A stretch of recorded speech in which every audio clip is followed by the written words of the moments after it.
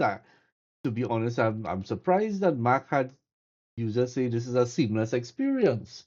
Right. Maybe if you stay within the ecosystem of their products like iPhone, iMac, whatever other Mac peripherals they have, it might you know, On your camera there. be almost well, boy, I don't have got my phone to get my camera working. I Hold on, don't sir. worry, I bear back and I in my jockey shorts. Hey, I I was my thinking jockey shorts too. we didn't come up with like a name for this. We did, I mean, but between you and me, we're the only two people that fit the name, the smoking room or well, something. So I actually don't smoke. I am known to converse with those type of folks in those kind of companies. I was just thinking like everybody very professional, and I thought it would be cool like the smokers section at the end of the day is where like there's the fountain, is where people go to converse when they have the time, when they could. And that was my inspiration for the smokers lounge. webcam, let's turn you on. I guess what is the soft version of smoker section? What do they call it now in very corporate environments? Uh, okay, the lounge. The break room? That what people call it, the break room. the I break don't lounge. know. The break lounge. I will attract the wrong kind of clientele. Okay, webcam. Let me switch around my camera so again the 4K experience. All right. I mean, I bear back, though. Oh, 4K experience is serious, boy. Yeah, I'm gonna see, Uh, I'm gonna see all the acne and thing though. go to screen sharing. Let's see. How do you turn on camera in chat?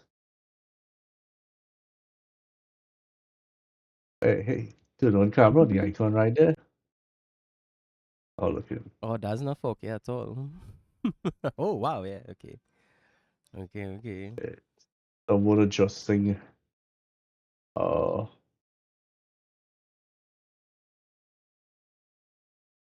dude, why do you look like the cover of a European alt rock album? You have everything looks a little smoky. I wanna become a member of Tame Impala. Steve Impala had that song with the gorilla, the little white cheerleader. The girl, what is that? Like a music video? Yeah. I know they have Like, crazy music videos. To be honest, like Mind Mischief is literally a piece of grooming. This girl does link up with this boy, and she is like smoke weed with him in his car, and all there's right, that's the song. The less I know, the better. oh yeah, Watch that video now. I know the Let me pull it up on the other. I did do this with two monitors now, and I realized like my screen capture will capture everything on my screen. I couldn't figure out how to get it to just change the app.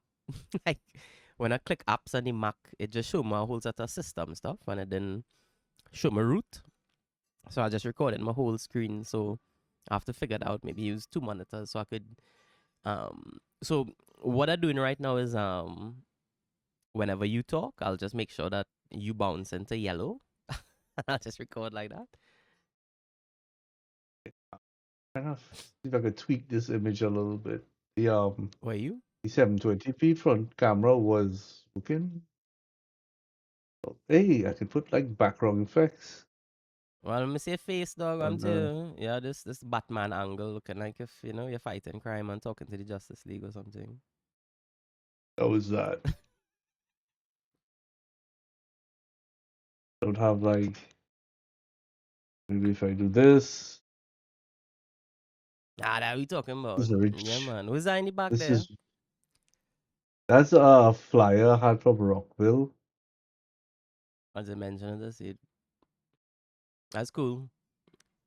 Where that was? That's in Daytona. That's a little rock show I go to every year. Okay. She enough Arch to go, and the one year that he did say yes, let's go. It's Daytona. That is up Texas way, right? no, that's like Miami side. sure.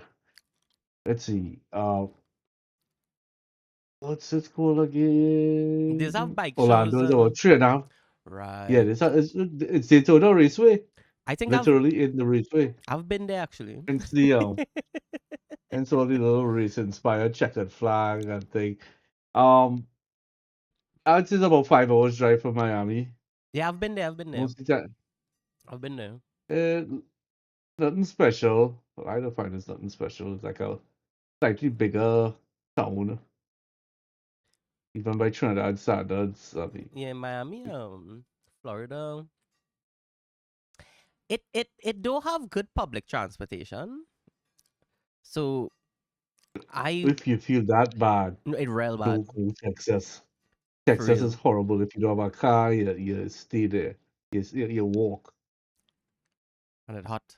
The good, well, the good thing about the U.S. in general, everything is almost walking distance. So you're safe in that aspect. Florida is a fake kind of invitation to luxury. Like when you go over there, Well, it real it is hostile. both. You know, everything over there Uh, hostile. The ants, the it have like my cousin was living up in I don't want to say rural, but it have real forest and real bush and thing. It near to like a reserve or sounds something like that. And you know, I be in sounds like a Trinidad, mess. you know, Done. I go and walk in the bush, and it I have know, right? it have no fruits out there. It have like Yeah, man. no him out there. So I Yeah, bounce up listening. this grove of oranges, dog, and I was like, holy shit, orange trees in Florida. I hit the jackpot now. And I bust it and started eating dread, and it had no taste. And I was like, "What going on here, boy?" And when I'm watching all of them, they're just gray inside, like the soil have nothing for it now, or like it just That's interesting. yeah, no, it was like or I don't know if it's some weird species they plant out there, and it just I don't know, but it was weird to me, like it was it feel out there feel barren, like the bush had no life, it had no little stuff for birds. It don't really have flowers. It's just trees though out there, and it have like out there had wild cats and all kind of crazy birds that's super aggressive. Like I don't know out there just not for people dog. All them crocodile like that not for people dog. Well, And it's y- flood too. well, you've been where I lived in Pointe-a-Pierre, right? Right. You realize you walk like Dog 50 meters in a the direction, and you're gonna the bounce up a you are cable Cayman. and right. Cayman and shit dog. Well, you see, it's a weird thing. I took my nephew to Sealand or something like that, some aquarium in the States. And they showed me a Cayman. Now, this Cayman must be about Mm. that big. I said, it's not a Cayman, that's a baby. And the woman there saying, that's as big as they grew. I thinking to myself, I know from a fact that my whole life Mm. is 3, 4, 5 meter Caymans we have there. So Okay. is it that what we call crocodiles or what they call crocodiles or alligator? And the distinction is apparently dental. The internet is Is we this believed is not sites. is no, apparently like an alligator have one more tooth somewhere in that snout they have there. Stick it Dog. out. I when I went I when I went well to let me ask you something. mm. You say alligator or caiman.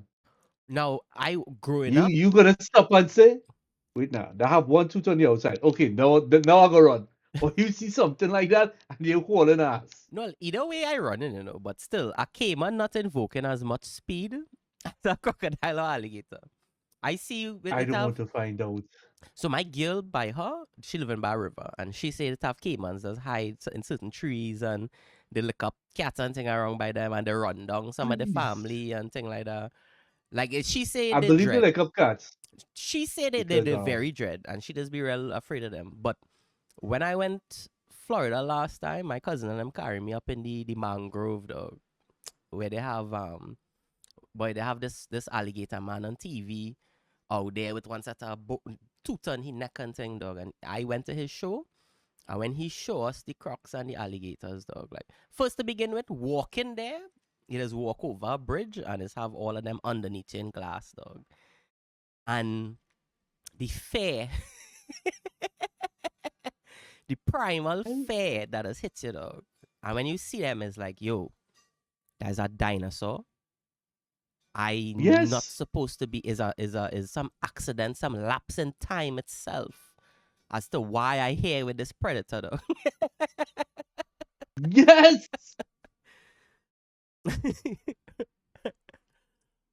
I mean, And then the guy I opens love the it, man, mouth but and puts his head inside of it. white people build different. You know that I would say, okay, I need to jump out of this plane because this plane is gonna crash. They took skydiving as a recreational activity. I was like, "Bro, what are these poor people? Bro, they just go to war, dog. That Mount Everest littered with dead corpses. Sure, most of them are white. They watch, all right, it's real hard and cool, so I'm gonna climb up you. Trinis For what? is the neo white people though. Trinis like this go and do everything though. I hear some Trinis recently climb out Everest something, and I was like, why people doing why what how you from an island and you hiking on the weekend going Maracas waterfall and then you decide, hey, let me go Everest now. I'm sure the conversation went exactly like that, Dan. Let me climb Everest now. Let me Not we go eat wrong. our doubles on the I mount. catch the ass. That's what they do. Place they cook off. We weren't meant to be in those places. My boss If likes only they, skydiving. I wouldn't. I'm not saying there aren't people that enjoy it, but Dan, you tell me, all right, you only have like a 1% chance of dying. Then, oh, so there is a strong chance. There is a tangible chance. Thank you, but no thank you. Versus the 0% chance of me not dying from jumping out of a plane if I don't. These things that we do, you have to ask yourself, is putting myself at risk really worth that? It's like, I don't know, you pick up a crazy bitch who's do real drugs and used to suck dick for cocaine money. Uh, I is that getting your head wet with that herpes you're gonna get? Some bundle say yes. I mean, Yes, it please. is some kind of connection to the inner addict, right? Like to me, going and doing extreme things just for adrenaline, you really reacting to shock. You're reacting to the chemicals in your body. You know, like I mean, I would say all of For all the I know, that's what wrestlers and boxers probably go through that. The adrenaline. They're oh no, fighting yeah. somebody who could probably, and but I certainly I used to drive fast cars. There is an adrenaline rush when you start to go fast and you're on the verge of losing control. I understand that rush, but even then, I would do it in a controlled environment. The racetrack, or run off the road, I'll run into a pile of tires or something. I'm managing my risks. The only thing I'll lose there is money, mash up my car, that kind of thing. But people that put their lives on the line for no, I don't want to use the word material, for no tangible returns is, I personally don't get. Hmm. The same people might say I'm a pussy, I'm a coward. I say, okay, I'll still, don't worry, I'll still watch you jumping out of a plane. Like that guy, the Red Bull guy, went to space and jumped. the biggest free jump in the world. Like, it's cool, but I what mean, some people don't else other than feel like fair and all of that, no? You know? could be, yeah. You vary what they say is. I mean, I am highly neurotic too, so I averse to danger. If something gonna happen, I go notice it pretty early because I was watching around the place and I paranoid. You very neurotic, so I could see you can't even like I Probably. can't even understand why people would do that because you kind of at the almost at an extreme now. I work with a young man. He have no sense of neuroticism. Like he scores so low on that. Like I wonder. Like, but it makes sense. Like nothing bothers him. Like nothing phases him. Like you could tell him something and like explain it to him. Like yo, the weight of the situation is the world, and he'd be like bet, and then go and like open Facebook. I just be like wow.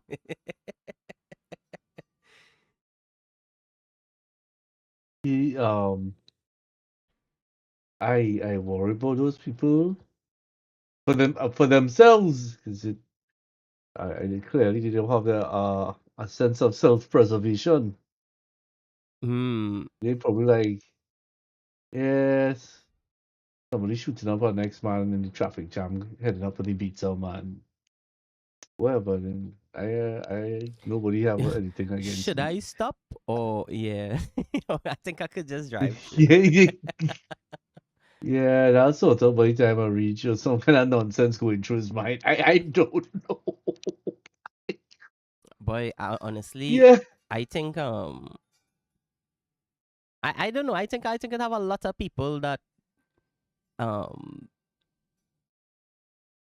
I find a lot of behavior to be honest real destructive. And like when we started talking about it, I write down like stimulation and addict that in a way these everybody kind of chasing something. Mm-hmm. Chasing a high. Yeah, or sometimes it may be some kind of social status too. That That attention I seeking. also well I think that seeking attention somewhat built in because everybody, especially women. I don't mean to attack the genders, but No, I mean I is do believe. personality. Is personality. Women more extroverted than men, so but generally more extroverted than men. So women would seek more social things and da da da. And is that built in? I mean I can't say which facets exactly would make somebody a show off. Oh, yes, no, them. I, me being an Indian, I suppose I could say it. Typically, Indian people love to show off. Yes, I something don't know about. why. I think that is culture. Like even Could be. so, okay, my dad, my girlfriend, they Indian, they Muslim, right? They have this thing about the way that people look at you if you don't have no woman, if you're not living with a woman, like um you can't shack up with nobody. You have to, you have to get married one time. And so even if you have sex with somebody, you go tell them, boy, we have sex, and then pressure them into having a long-term relationship with you based on, if we moving around in public and people see us, what they go think now. Why that important? Why do people just you know have, I single, you single, we older, we having a relationship, like that you have children. What could possibly be the point of getting married just to be with somebody, like when you're not having kids, you're old, like things like that. I find even pressure in young people just because they date in a little while, pressuring them to go and commit long term to something. I think that's absurd. And Um, to forfeit the happiness of your family and your children for what other people say. I, I can't think of anything more absurd than that as some cultural norm. well, I'll tell you, I fall somewhat in the middle. I'm not preaching to people to be a saint, but especially women. Don't like open your legs in a crowded room and say, "Hey, it's people holiday." Um, when it to me, exploring both sides, both extremes, right? Women complain about One, men sitting in trains and skinning out their leg. Like, as a man, and I could sit down in my space, no, but, and not. uh, uh, uh, I understand you, and but at the same time, you have to make it. You have to inconvenience yourself a slightly more, a slight bit about your balls, and we always have twigs and berries. Women don't have that issue. They are, and even so, when they sit down in trains, they're gonna keep, for the most part, they're gonna keep their legs closed. As etiquette, right? Wow. No, but I mean, I see what Most, women talk. Men would literally sit down all and right. the legs like this, where they literally just skinning out the leg, no, but the men. And I find like you Mhm. don't need to do that now. You know, You this, don't. There are a lot of things we do that what I but could that is a assume showing is off. As a very unhealthy. man, I is a man, and this is where I sitting down, and I not. This is my leg. I skinning out my leg. You have a problem, you know? All right, I would again. I'll take the middle ground. If you see somebody with their legs out like that, obviously that man trying to be an asshole, Right. right? If he if he be reasonable and you have your legs, I'm watching my legs maybe 14 to 20 centimeters apart. I would say between the knees that I would say that is reasonable, Right. right? Um, why it is that people have to be so confrontational that becomes an issue. That to me is a real trivial matter that's supposed to be, hey, everybody on the train is adults. We could we could squeeze everybody together somehow. Why we had to make it an issue? A woman say a man legs slightly ajar, that's a big problem. Or a man who purposely spread out his legs like a skettle just to annoy women. Why does that have to happen? I mean, people look at, I think most of the time people just looking to have a fight. And Right. they jumping onto the little things and they make it, they use the old analogy, they're making a mountain out of a molehill. Well, so that I saw that because that was a thing where women were so upset that men were doing that. I was seeing for like a little while on the internet women complaining about this, like years ago, maybe after high 5 days and thing. And then there was this video Mm-hmm. where this woman on American trains, when men sitting like that, I can't remember if it's America or Japan to be honest, but they Could would be both. they were I throwing think water on the men's crotch. no, that's just assault. No, you went from a inconvenience to, because as a dude, somebody throw some liquid on me. Yeah, don't matter, I'm No, a dude. but that is As the a mm, person, somebody throw a liquid on you. What the hell are that could have been acid. That could have been soaked in some kind of nasty yeast infection water. I don't I know. hate that 10 minutes You, into you this we're already talking about some virtual signaling thing. But like I was gonna say before, like I almost feel like sometimes society is this fight to make sure everybody is the same person all the time. That and everybody do then, the same well, thing, you know? while I could understand the goal of that homogeneous existence, we're all individuals. We can't be the same thing. To form the bell curve, there is deviation. Not so? The bell Life would be curve, eh? incredibly boring. And, yeah. What is the bell curve? And, it's just, let's see if I can find that image. If you look at any graph, statistical graph distribution, Right. it looks like a bell. The outliers have low Not probability, a and parabola? as they approach, Oh, okay. it's Okay. just referred to as a bell curve. When they If said you when they if when you they Google start it, talking graph, I was like parabola. I know parabola. parabolic to the tangent.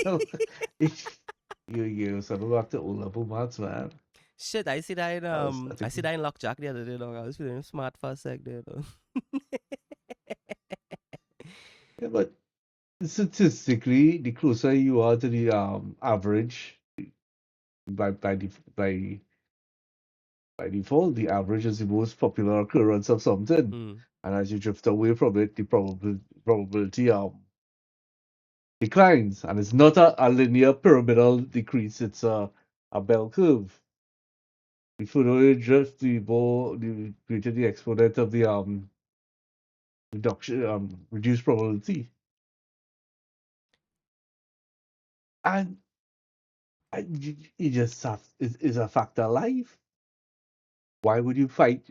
Why would you make it an issue if you know it's almost a natural law?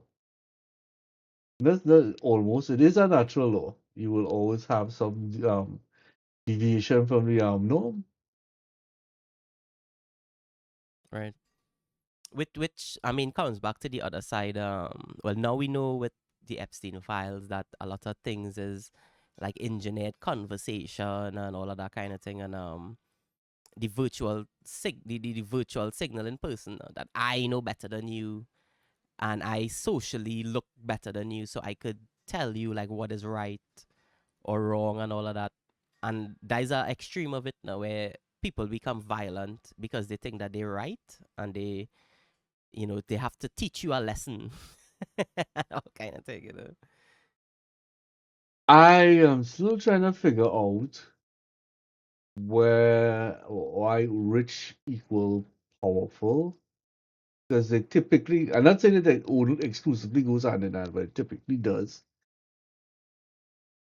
Because by using academics as a metric here, those that are most academically inclined are typically not the richest people. No, statistically, more wealthy people have higher academic achievements, but that does not. At the pinnacle of things, that is not the case. Like that, what is this little Indian fellow? Never studied maths. He was just playing around with numbers and he dreamed up some equations and he went to England. And to date, he's the most revered mathematician that ever was. I think he died of bronchitis or something because he couldn't take the cold. But to this day, he's still um, generating proofs based on his theorems. I have no idea who I that could is. Google his name. There did a movie about him. Indian.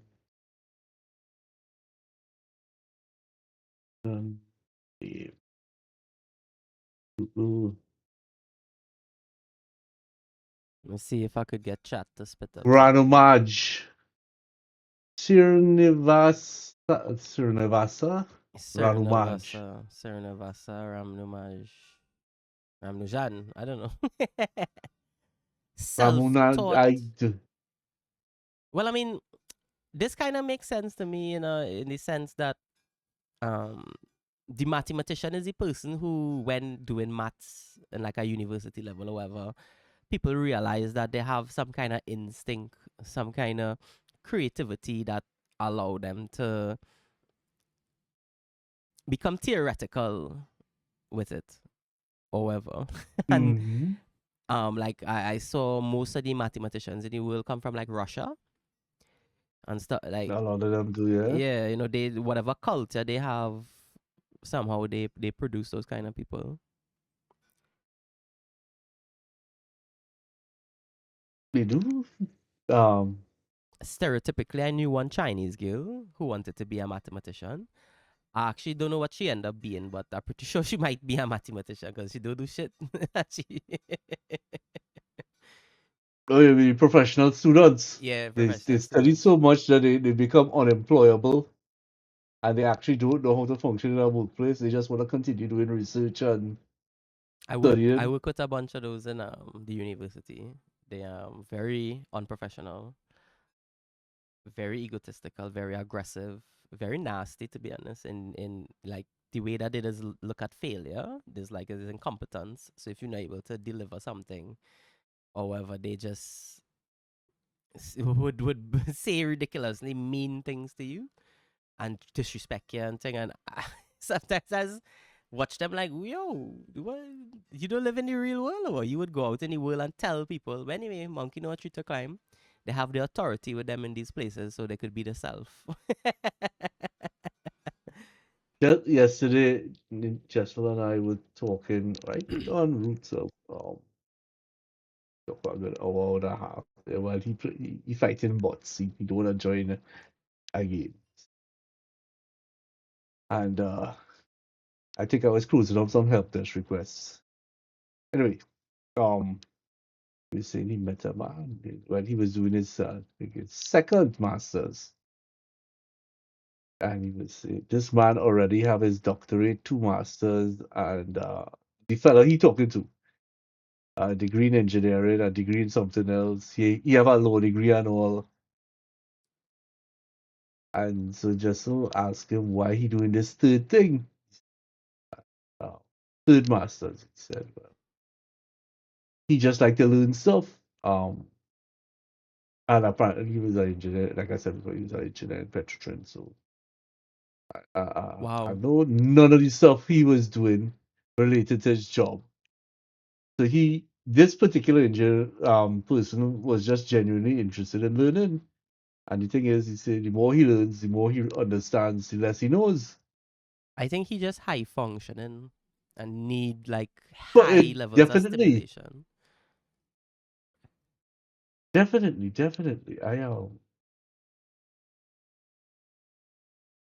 people, I admire people like that. At the same time, I don't want to be somebody like that. To I think me, in life Trinidad, is I don't like the academic in the sense that the academic don't really have any place to be, I would say, valuable. You know, they're limited to consulting for certain companies, but they do, to me down here, you never hear any real. It's always like some ministry wants something. They go and they do some research or some, but it don't really amount to anything. No. I feel like the academic here wasted our, or, you know. it's hard, it's challenging for them. Uh, I have a friend, he was an excellent academic, and but he's the kind of person you would hate to employ. Just in a sense, he told off the interviewer. Well, he knows his value, and he believes they know his value, and they're trying to uh what's the word I'm looking for? They undercutting him. That was the end of that. He refused the job. Now that's true to a large extent. People love to capitalize on people straight out of university. But I remember a conversation I had with you.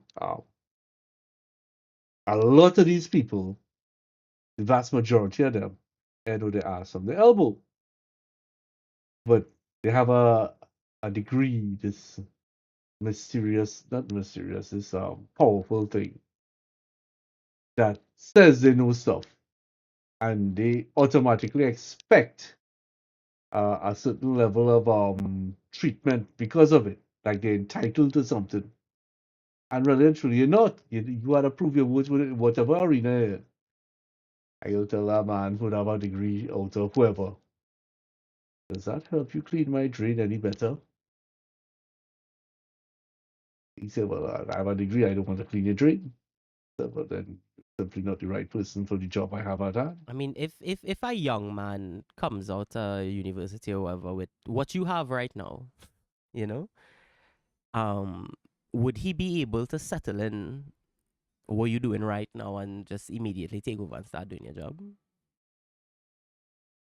He would have the repetitive tasks. Yes, you can train a monkey to do it, repeat that task over and over. But Now, you saying that, experience, but if things happen, if it have issues, protocols, right? That's what they do. their technical You expertise. being able to parrot somebody off doesn't mean that you have that person's understanding. So I mean, I am a good example of that. I'm an IT person who has refused to continue learning in IT because I want to change my field.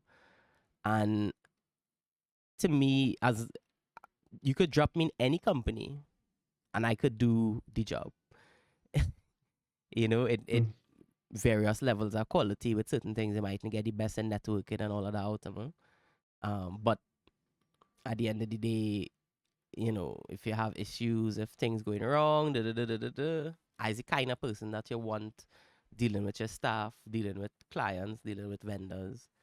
You can't get that from, even guys who very charismatic, and you need to tell them, need to give them guidelines, or else anybody will overstep boundaries, will make mistakes. It's the work world, But you know. to complete the answer to what I was saying before, that person who I train to do my daily tasks will be fine up until the point something breaks. Would they have the critical Thinking. thinking, the experience, the familiarity and understanding of how things work to begin to troubleshoot and And hopefully under solve pressure the too. problem? And under pressure too. That's right. That is very true. Like when that Friday incident I had, not going to do the details. Every 3 minutes, a new manager calling. What's the update? What's the ETA? What's the update? And you have to be thick-skinned enough to take a move because you know they're under pressure as well, Mm-hmm. Mm-hmm. right? And while still being able to partition a portion of your brain towards working towards a solution and giving them reasonable time estimates, which you're never going to ask, which you're never going to agree to. They're always going to ask, this can be solved in this time. I'll be thinking, yeah, ask me for in the first place. You're not going to take my answer. Right. If I could have solved it in a faster time, I'll give you a shorter time. Now you are inspiring me to give exaggerated timelines, to give myself probably unnecessary breathing room. Maybe something I should do. But I don't like to do that. I like to give people reasonable estimates Now I because just like I will I just give you a long estimate because I know we are contractors and I don't want to cause an you want issue. to keep your Yeah, reputation yeah. going. Like, and I would let you know. I would give it two times. I'd say, listen, I know it urgent. We trying our best. It could be an hour. Worst case scenario with what we experience in here could be 5. But I really mean 2. That I should have done that in many circumstances. Now I learned my lesson And without doubt. I learned my lesson without I'd doubt. be richer for it because at those points in time I could have claimed for more overtime. Right. No, And I tell them, yeah, yeah, yeah, yeah. it's a 5 hour job, so video matter. Oh boy, The yeah. thing is, I am never Tell the saying that, but I'll okay, tell you. I always have to. I always relying on somebody else in a way. If infrastructure crash, I had to depend on somebody when I was at 3M. Like, Yeah. so like I always gauge extra Network time. go down. You do your simple checks and then say, all right, I need to get a network engineer to But see what's but that the going on thing, there. working with me, nobody ever stress because it have time. So when it have downtime, I go pull a little old talk. Hey, so thing. Oh, by the way, and ask questions and find out. So I would know what to do in case or whatever. And all of that I get because of the expectation of time, and I don't like to do anything under duress and stress, so I always try to give a You breathable bring timeline. the Yeah, room. breathing room. We could sit down and have lunch, we could talk about it, we could still F around and we could get it done still. And get paid. I mean, that's what you're working for. And I mean, we don't get At the overtime, end of the so. day, whether you're working or not, no, whether you enjoy your job or not, Mhm. at the end of the day, it's still a job. You want to be able to buy that box of KFC on a Tuesday or something.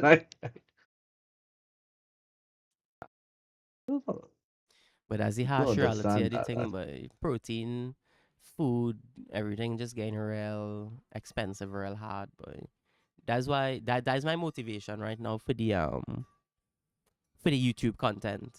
You know, going out there and buying the budget food, going to places. Wait, no, this place charging $70 for this. I not buying. I not eating here. Okay, we're reviewing this place instead. That's interesting because yesterday we talked with the same academics and Jessica was saying wife might go for another masters or something. Who you? He finished it off for no, Him. Jessica's wife. Okay. Yeah. And he apparently his wife is in the process of patenting a process to extract protein from beans. Protein And she from right now bees. she beans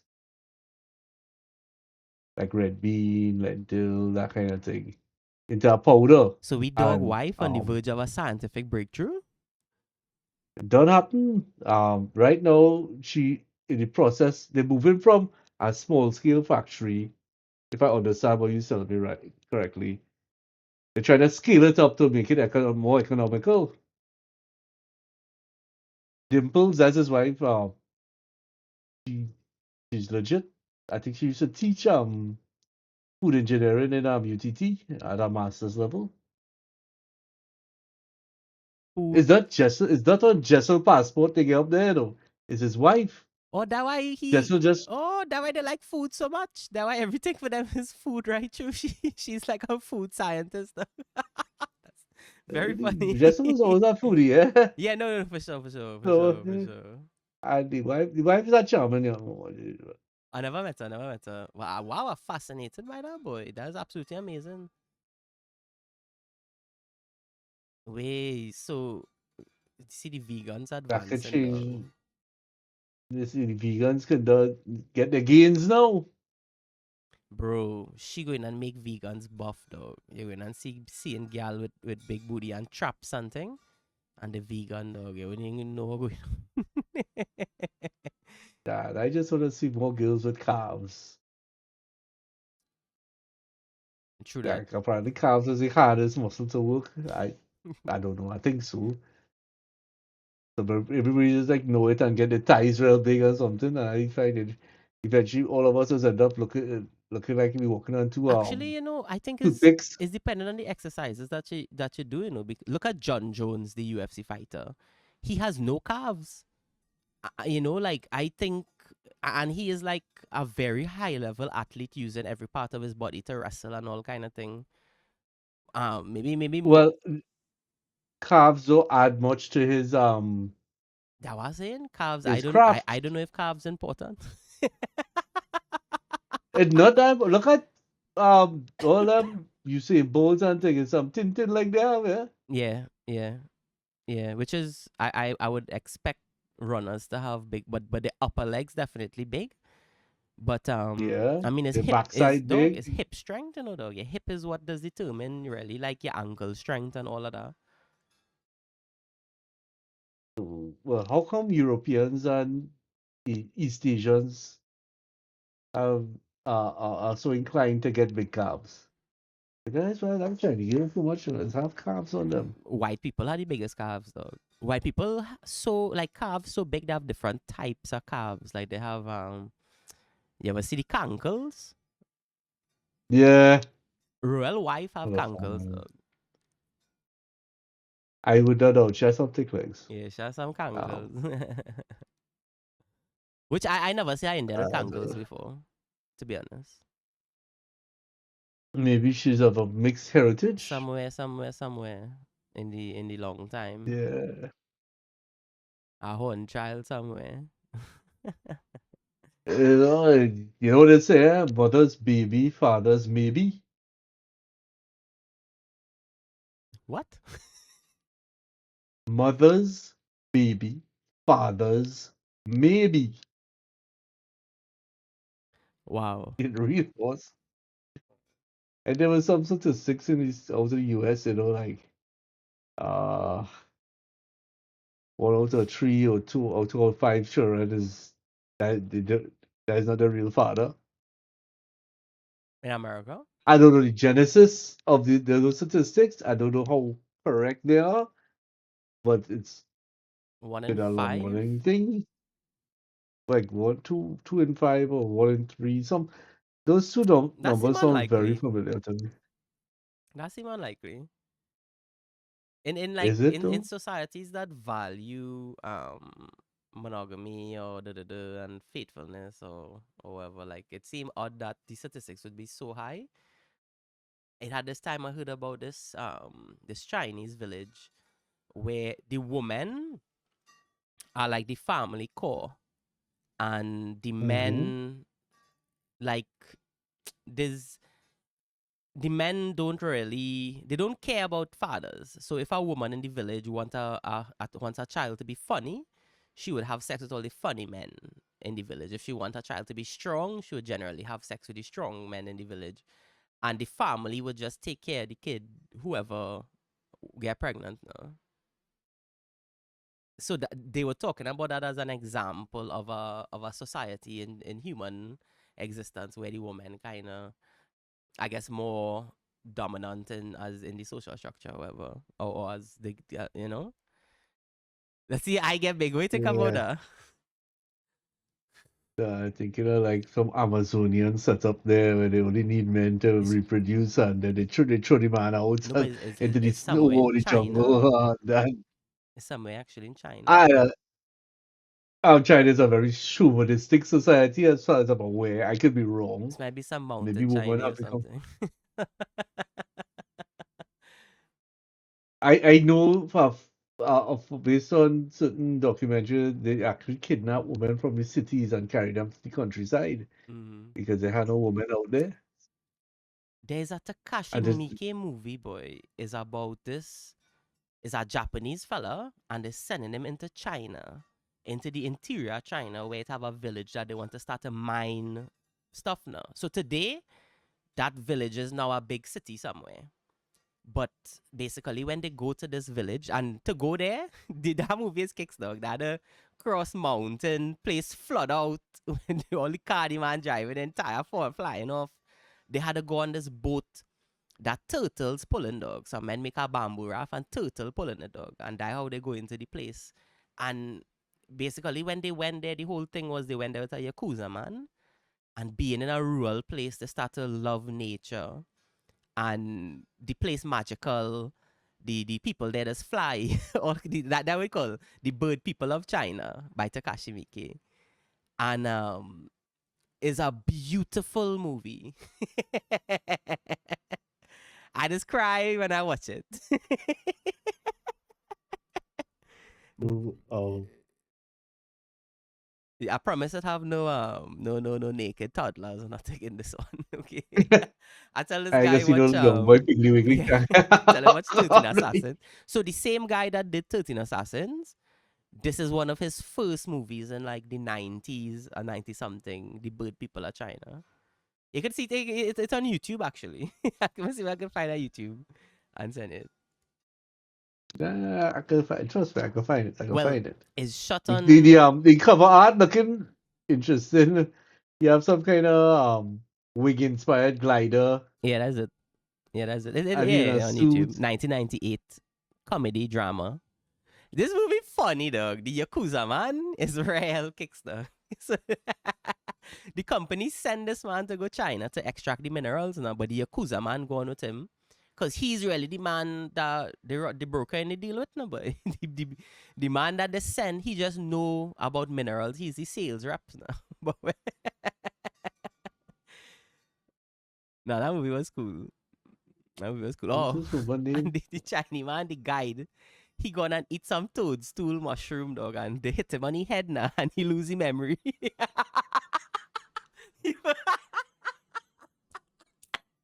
As in non-functional lossy memory. You just Yeah, can't. You he don't get know what you're doing amnesia, so then. he forget how to go to the village.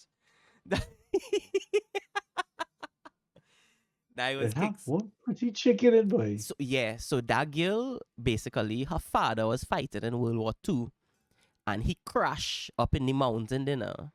And when he crashed there, he just stay, and he end up having her as a kid. So everything that they teach is like what he teach his daughter now. Dog, that movie Original is just beautiful, dog. I telling you, like how long is it? it I I tell it's about myself two I had knock hours. off long movie. The thing I with the tell myself I had knock off what's it called again? They show that scene when we watch badly something girls. me? Oh, Shane, the Dairy Girls. Dairy girls, that is it. I ain't started watch that yet, boy. Actually, I get HBO the other day, boy. I say I would get HBO now. Well, now with Paramount buy over everything. Um, HBO you don't need to get it through Flow anymore now. So 300 for a year, I get it from a girl so she could watch whoever she wants and all of that kind of thing. And we could watch The Wire in HD with good song. And I have a 50 gig torrent of The Wire and the audio terrible. I hate it. I want it down, like. No, that shouldn't be. I think I know Arch was complaining about it, and I say, well, you need a better sound card. Mm. If your sound card can properly process the Dolby encoding or This come the with Atmos Bang encoding, and Usfalusen. There's a good HP with okay song card. But when I watching it on the browser and the HBO like hold through on the there. speakers, I it's get a call. alright, sure.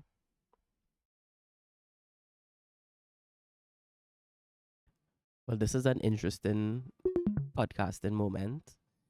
What do you do when you just the solo go on by yourself?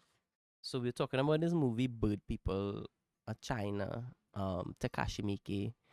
Is something that I is a movie. It is what it is, a time capsule in the 90s industry and hit China, yet it's still so rural. You go there and like the taxi man tire flying off, they pull the door and the door comes straight off the Toyota, and them think is kicks now. The people dressed in tribal wear, and they discover minerals in the mountain, all kind Testing, of. testing. Hey, yeah. I was I was just taking the moment to talk about Bird People of China. I see in your mouse and your keyboard and thing. Wrong camera. Yeah, now the I think I think Bird People of China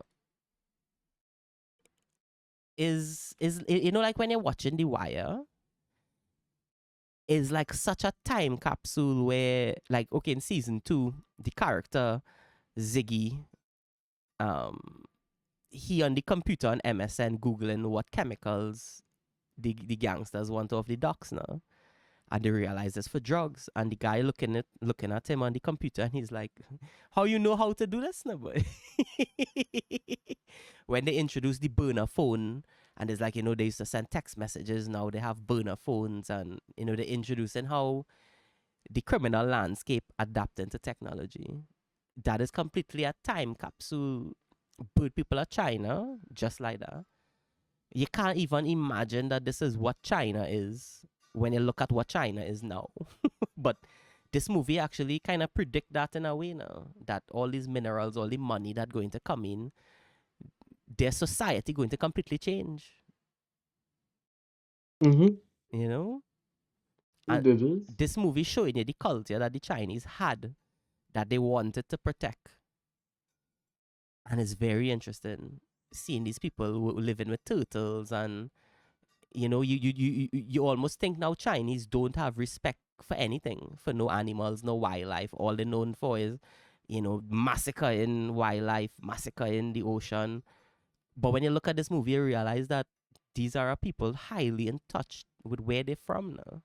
And that industrial China that we know is the whole Babylon, dog.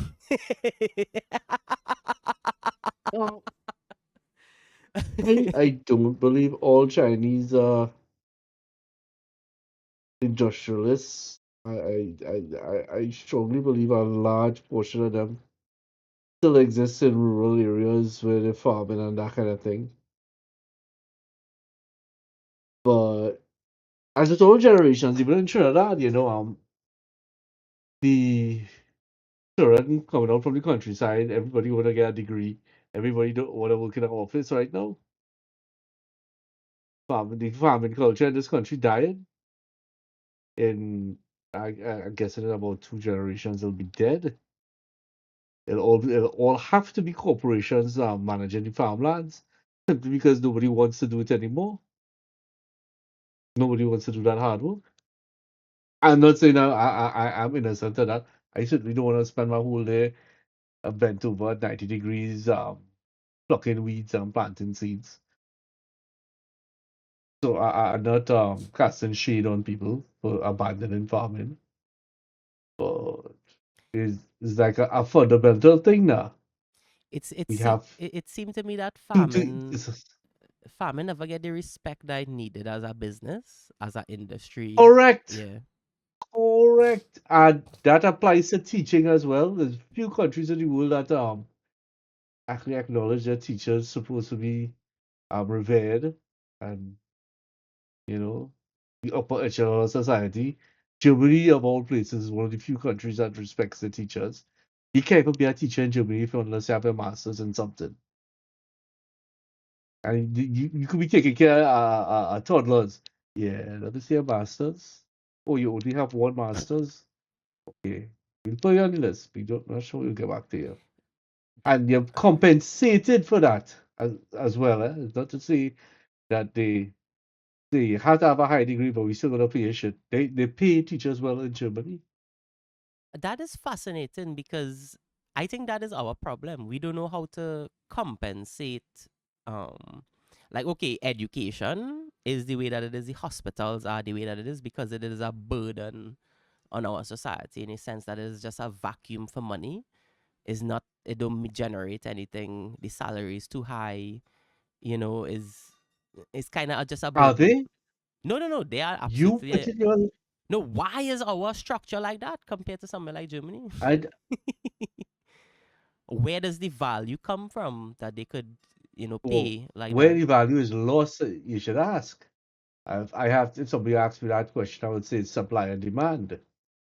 If you have an excess of people wanting to teach,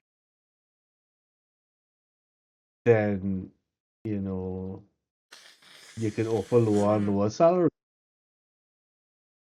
Just like if you have excess of nurses, you're gonna get lower. They're gonna offer these nurses lower and lower salaries, and the rippling effect is they're gonna have worse operating conditions.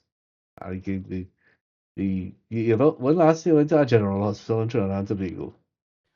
I would say up front, you could see the people trying to keep it maintained and clean, but clearly there's a resource issue in terms of finances.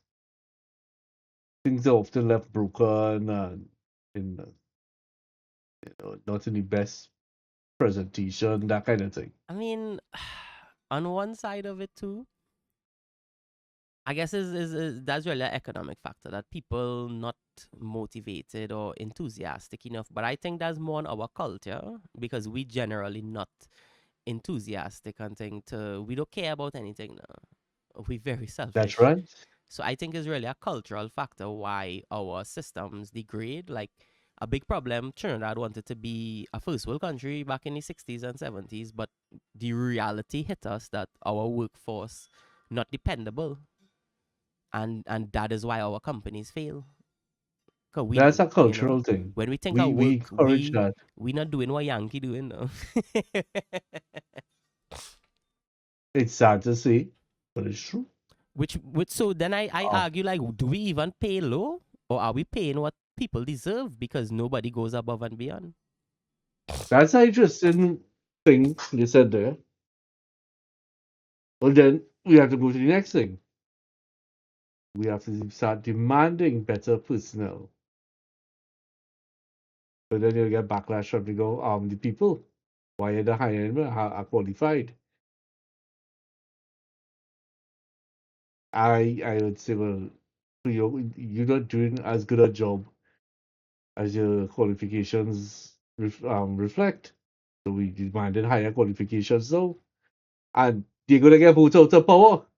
So I mean, I hiring people right now, and if you tell me use 25, 26, 27, you work 5, 6 years, I'm more likely to hire, and you want to work for 7 $8,000 a month, I'm more liable to hire an intern still going to school for 3,000 just because I could train him to be a better customer servant than I could actually train the person who worked 6 years already.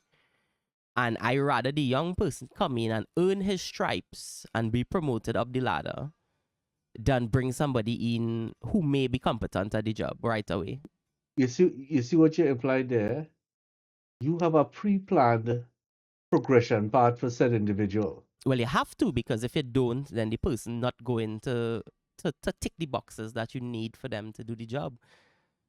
That has been completely abandoned by management in Trinidad, and I would say internationally.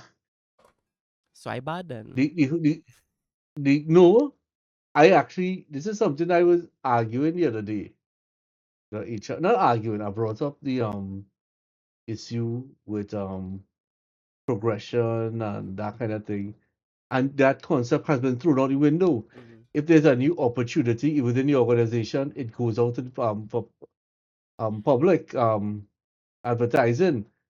They don't give preferential treatment to internal staff. Everybody had a fight to get a job. Right. No, but it there is a sense of fairness in that stance. But no, you are fostering uh what's the word I'm looking for? Yes. You are encouraging lower loyalty to your company. Somebody might is more inclined now, well, if they get better qualifications and certain trainings or whatever, they might say, well, this is a dead end job for me. Let me start applying elsewhere. And they're more willing to move out of the company. Companies going to lose that asset. Companies are willing to lose assets now simply because they can just go to a public and get somebody else. And now that person has to come in, learn the organization, and there's a cost associated with that. Somebody becoming in a climatized environment, they can't kind of come in and know exactly what to do. They have to study your infrastructure and that kind of stuff, your business processes or whatever there is to learn.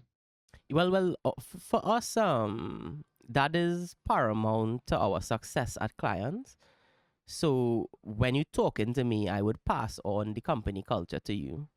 I would brace you on what are the temperaments of all the departments, who are the key staff, what is their temperament, and how you should deal with them.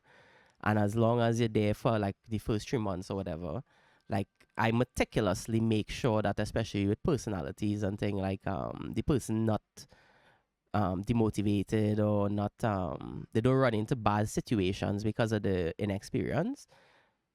To me, giving a young person giving a young person confidence, to me, is the most important thing. You show them the lines, you show them, and I mean, I kind of get this from football, though. Carlo Ancelotti, Real Madrid coach, he said he trains his young men in defensive structure, how to keep together, how to defend, and he trusts them to express themselves in attack. And that is how I look at it now. You could do the job. You have an idea, the interfaces, all of these kind of things. If you don't know immediately what to do, it'll come to you. But they just need to be confident in the ability to be able to do it, to be able to deal with the person. And that's all I just do. Just give them the confidence. That's what you should do, in my opinion. I do not believe in just throwing somebody into the dance, the fire just so. The trial by fire is nonsense in my opinion. I firmly believe in the concept of mentorship. Again, chilly up in the north, or Pardon me, sorry. You said something, mentorship? again, chilly up in the north? On Yeah, oh yeah, yeah, I firmly believe in mentorship. Yeah, I want to turn The whole around to get process some water, but I don't want the world to see my titties, though. I just don't know that uh, they'd understand. 10 years from now, you wouldn't give a shit. You'll say, if this so Yeah, you don't go on the this beach either. disturbing, I just don't like the beach. I don't see what's the big deal about it other than a quiet place to relax.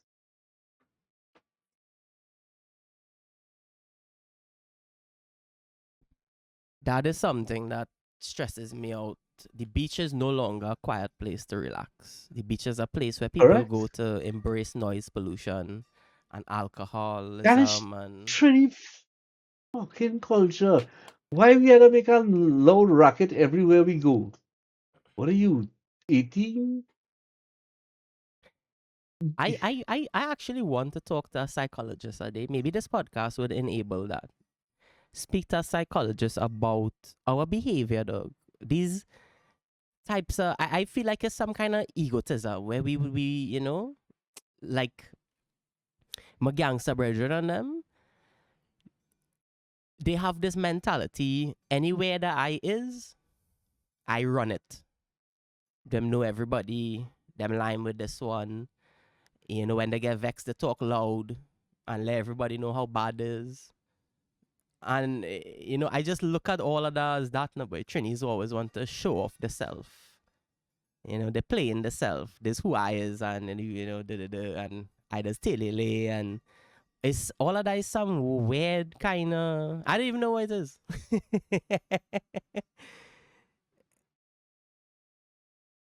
They're pre-fraughted and they figure they're bad. That what The happened to P them. for Your mother never hit you that one? I'm pretty sure she did. Pretty sure Wow, she did. wow, you're pre-fraughted, oh. Ah, oh, man. Everybody figured that the days are bad. And everybody's bad and they were right. So you're watching the Why you Dairy wanna Girls be right digging? now? No, no, no, no. Shane said he had this new version of Naruto Kai. Uh, Oh, so you're gonna watch that again? uh, I don't know. I was on Reddit yesterday and somebody made a post. Sakura was not as horrible as everybody said she is. I said, nah, as far as I remember, this girl was horrible. So I went back and I watched Using Kai to cut out the fillers. And the girl was horrible. In what way? She was so fixated with that boy Sasuke that she looked at Naruto as a obstacle and not a human. The first interaction in the show was Sakura throwing Naruto out of his seat onto the ground to sit down to Sasuke. And second interaction was telling Sasuke to beat up Naruto. And the third interaction was forming a mob with the rest of the girls in the class and then proceeding to beat up Naruto For kissing Sasuke. for kissing Sasuke. Man first love, he kissed her. And you know that you can say what they want. That's Sasuke and Naruto were each other's first true love. That is hilarious. And it goes further than that. Then there's the whole diarrhea scene where Naruto jumps Sasuke and tie him up and keep a big stupid cartoon X on him mouth so he can't talk. Goes and he trying to pick up Sakura and he shit didn't catch him and he had to run back and what's that shit. And when eventually Sasuke gets out of the dance, comes walking past Sakura, saying something to Naruto. It's such a thing, and what she do is Sasuke went through the same kind of loneliness now. So Sasuke defends Naruto and then calls Sakura annoying and she get put into place. The girl was horrible. That episode, she was completely Mm. horrible and continued to be horrible to the boy for the longest while. And I think Kishimoto, as the creator, did that intentionally to create I some kind of dynamic in the cartoon. But yeah. for some reason, the girl wasn't saying. Dan, the creator, wanted her to be So I kind that of way. grew up like Naruto in the sense that I was alienated in school and I didn't have friends. I was bullied by if girls younger than me saw me, they would start bullying me because I used to shit myself in school. I used to get panic attacks and shit myself now. And people, everybody used to call me the tutu boy. So when it was recess time or lunchtime, I used to just go to the most unoccupied places in the school and hide now because I didn't want to be bullied. And I would just sit there and kind of just, be an anxious young man. And little girls would come and bring the friends and things like, that is him, daddy tutu boy. And children in general are horrible. Yeah. You ever realize that? I don't know why people say children in a certain children are the most horrible creatures on the face of the earth. No, well, I end up being one of the social pillars in the school where all the boys wanted to be my friend.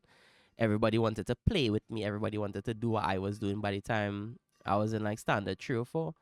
When I was growing up, because I'm a brother, I was real into Marvel comics and Spider-Man and things. So I used to play these games in school. And all the kids wasn't into that. Like they used to think I The weird. hipsters, hipster. They used to think That's I what's called your weird brother. for trying to What? dog, like really and truly back in the day, like I think comic books was the smallest um like little niche in Trinidad. I remember the first anime city they had where they had it. It was a comic book convention up in Port of Spain, and my brother he actually knew the guy who threw it. They used to buy comics directly from him. A dude named Hafiz.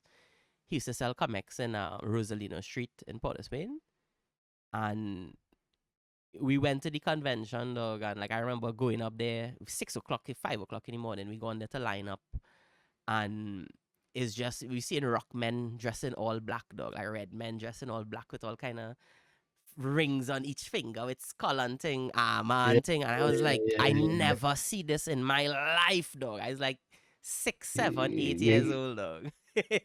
you get your first baptism into the rock culture. Boy, that man It's wasn't. all That man wasn't. Didn't that the thing? When I see them, I didn't even think there was rock men, dog. There was just cool men reading comics and watching anime and collecting cards and thing, dog. And that what it feel like now. Yeah, I guess everybody listening to grunge and rock and Nirvana and thing in that time, But But you ever notice that um there's mainstream and there's not, and people who are not mainstream tend to have a lot of overlapping hobbies, right. like gaming, PC gaming, Well, I mean, rock music, counterculture is in itself a culture. counterculture. Yeah, yeah, yeah, it is. That's why I It's always the say minority. human beings don't have the preference now. We always have set perspectives to follow and set perspectives to go down to. You might think you're being, yeah, I listen to rock. I don't listen to whatever. All it is listen to soca and thing. But you just doing what everybody else would do in your temperament and in your perspective. Counterculture is a culture. I could not have said it better. It's a thing. Yeah, I mean, early on, that is the revolution of marketing.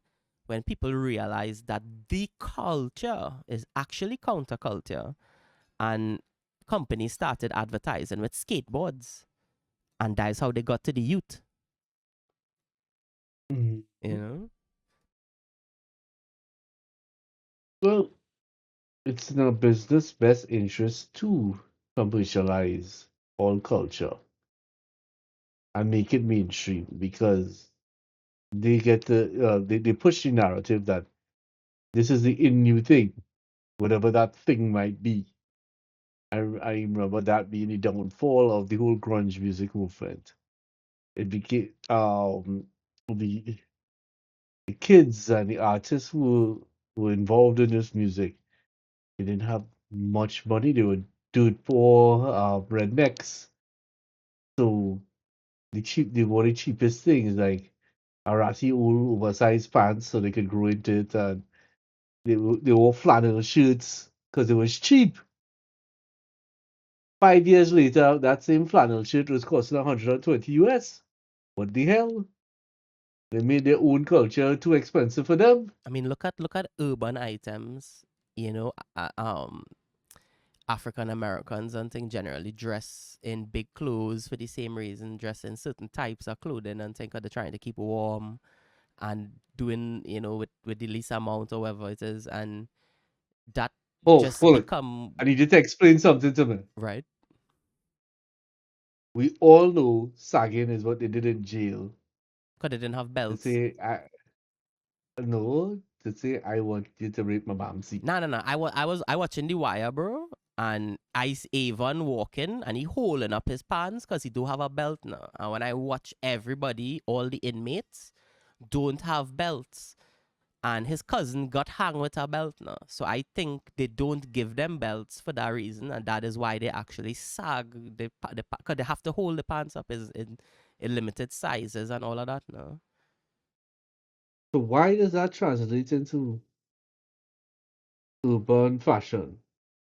I mean, it just Why do you accept the oppression and make it a style where you purposely engineer pants to fit underneath your bottom and still remain up? I mean, maybe it have some kind of homosexual undertone or whatever, right? I definitely think so because I think it's just something with no self awareness too. Like a person with no self awareness have their ass crack outside. That makes sense to me. But a person who conscious of themselves, I don't see a person like and then it have people who like that physical attention. They like when people looking at them. Muscle men are like that. They like when men look at them. They like when people look at them and look at their muscles and oh, that man have a six pack, dog. Some people get a type of energy from that. I like when women look at me and smile. When I see that woman think that And I'm cute, I like that. It makes me feel nice. That I go watch them and say look pretty too, you know,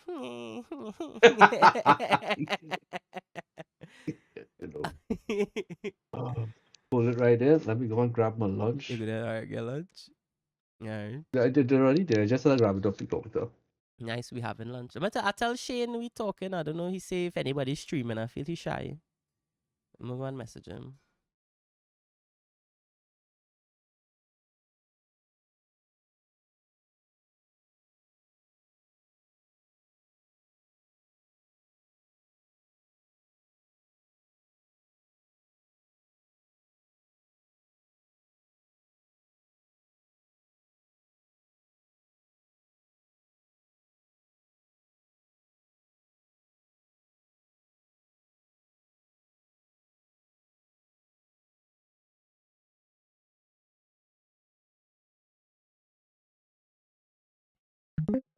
Mr. Ciceron. Hey, what's up? Lawrence going to get food, come back. They come back with the parrot too. What's the parrot now?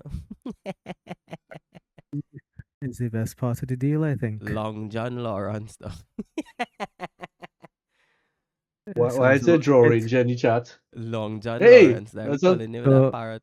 so that's not Draw Ranger, yeah. That is Draw Ranger Big Sister. That's Illyria Windrunner. oh Winrunner. Yeah, yeah. I still prefer Mercurial, corrupted by the undead. Cooler Sylvanas is the story. middle sister. They have a little baby sister too. Really? It's for them? Yeah.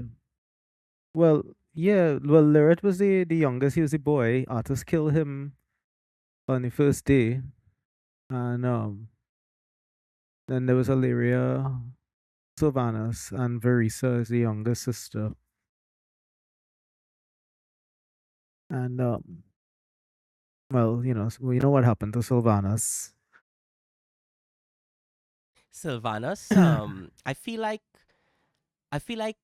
Blizzard kinda in They in dropped the ball. in the name of making women a particular type of way in current media, they kind of make a little they spoil the character basically. Yeah, and the guy who wrote that has been fired. Really?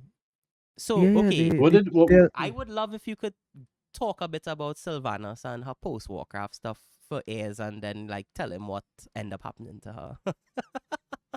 Oh God, that's gonna be such a long story, right? Maybe our time though. Oh, no. No, because like that would have to go all the way back to like what happened right after Warcraft 3, right? Because Well, I'm sure Lawrence didn't pay attention to a single quest he did when he no, well, was is you know that she playing WoW. became the leader, the basically all the undead that weren't a part of the Yeah, Burning Legion. that weren't a part of the Burning Legion. I know she became undead, and she tried to Right. get So even revenge on Arthas. right. Yeah, because what happened is that she frustrated Arthur so much when he was trying to get to the Sunwell, right? Because he wanted to revive Kel'Thuzad using the Sunwell, right? The Lich. Yeah. Mm-hmm. And because this is already at the point at which Frostmourne was controlling Arthas, right? Mm-hmm. And she gave him so much hell when he was trying to take Quel'Thalas to get at the Sunwell that when he killed her finally, in spite of the fact that, you know, the sword Frostmourne would have split her soul and all of that, he then decided to raise her as a banshee to make her his slave, to do the things to Quel'Thalas that she was trying to defend Quel'Thalas from him. Like, So wait. That other character is the evolution of Draw Ranger.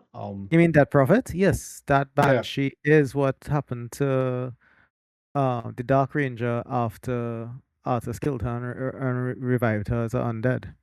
She was a banshee for quite a while, and eventually, when Arthas went to Northrend, and at the end of the Warcraft 3, remember, he goes and he actually sits on the frozen throne and becomes one with the previous Lich King, right? At Mm-hmm. that point, he went into a slumber, and she was able to break free of, like, her spirit was able to break free of his control as the banshee and then re-inhabit her dead corpse, which is why she's a slightly different undead than all the rest. Cool. Well, the other hand, it's a Warcraft. They did put a lot of effort into the lore and the I story. mean, you see, the thing is, I read so much that I could tell you where it's all borrowed from.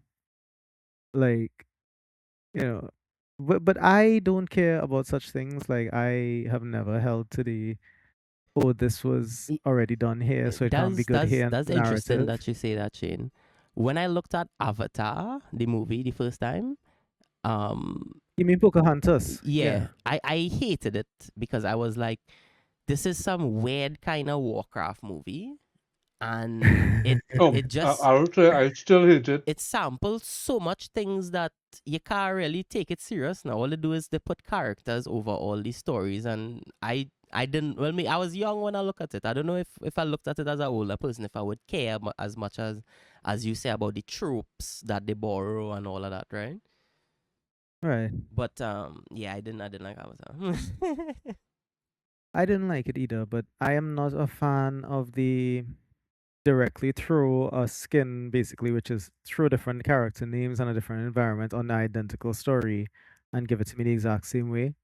Because Black Panther is Lion King. And yes, I get it that Lion King was Hamlet, but Lion King was so far removed from Right. what you think of when you think of Hamlet Whoa, that I can hold up, handle that. selector. Lion King was Hamlet. Yeah, Yeah, think about it. the father The dies wrong, and communicates in yeah, a way with the boy, and that's who he becomes. And no, I mean, yeah, to get back his birthright. no, but I mean, you into literature, so you know that nothing really original. That everybody kind of using the same, especially in movies and thing. Everybody using what is proven in the genre to captivate somebody. What are the things that make it a genre? How the story is told and all of that kind of thing. It seems that Yes, we kind of lock into that structure, but the structure doesn't seem a because structure to me because it's creativity, no. well, that's the thing, right? Um, at this point, what they've been doing is gambling on familiarity, being something that people want to spend their money on more than They've been like losing, you mean? well, I don't know, boy. Some of these things are still taking in $1 billion, right? So, like, I don't know if I want to say that, how to put it, that they've been actually losing overall. Yeah, like the properties that people care about the most have gotten more lackluster sales with each forced sequel. But I think they're still overall making profits, except for like the debacle that was like what do you call that? The Snow White remake. That girl single-handedly killed the whole thing. If she had kept her Yes, mouth shut, people would still watch it. What are you talking They'll about? make more money. parents would have taken their kids to see it because it's Snow Mm, White, and they would have had yeah. better revenue. What are you talking about? The There the was a new live Disney Snow White. Yeah. Go ahead, What take it on, happened? Lawrence. Who was in it and all that? well, they woke up find it. So the right wingers took that and run with it. Ran with it. Cool, whatever. The main actress, the actress that's playing Snow White, reacted. Had she said kept quiet, everything might have been um better. But she went on the offensive and made it extremely woke Yeah, and she said, made well, herself the poster child for like hating the classics, she, and that doesn't right? work when you're remaking a 100-year-old movie. Right? She said, well, But what this was her no perspective? longer is that, Snow White isn't white, doesn't have to be white. Except dwarves don't have to be dwarves. They don't have to be white. So I think initially, Not only that, she was trying to say that the dwarves didn't help. Like basically in the original story, whichever variation of it you encounter, right? There's uh, a tiny narrative that Snow White basically took care of the dwarves in return for them saving her, right? Which is a tale as old as time, basically, because this was written hundreds of years ago when the narrative of a woman being rescued was not something seen as an insult to women. It was people rising to the occasion and doing the right thing, right? Mhm. She decided that instead, her portrayal of Snow White, the way she described it to interviewers, was that she was gonna stumble upon these dwarves and she was gonna become their boss and put them to work because she's Yeah, I a think I remember boss. hearing something. Yeah, well, that's what she said directly in the interview, and that's when I was like, we talking about the same IP here, like, because I mean, that's so not what Snow White was about. Like Disney No. princesses tend to they they tend to rely on charm and wit more than anything else, right? Which is a fantastic quality to focus on, right? And I feel like they have lost sight of that. Like people like this Rachel Zegler girl has lost sight of the fact that those are qualities that should be admired as well.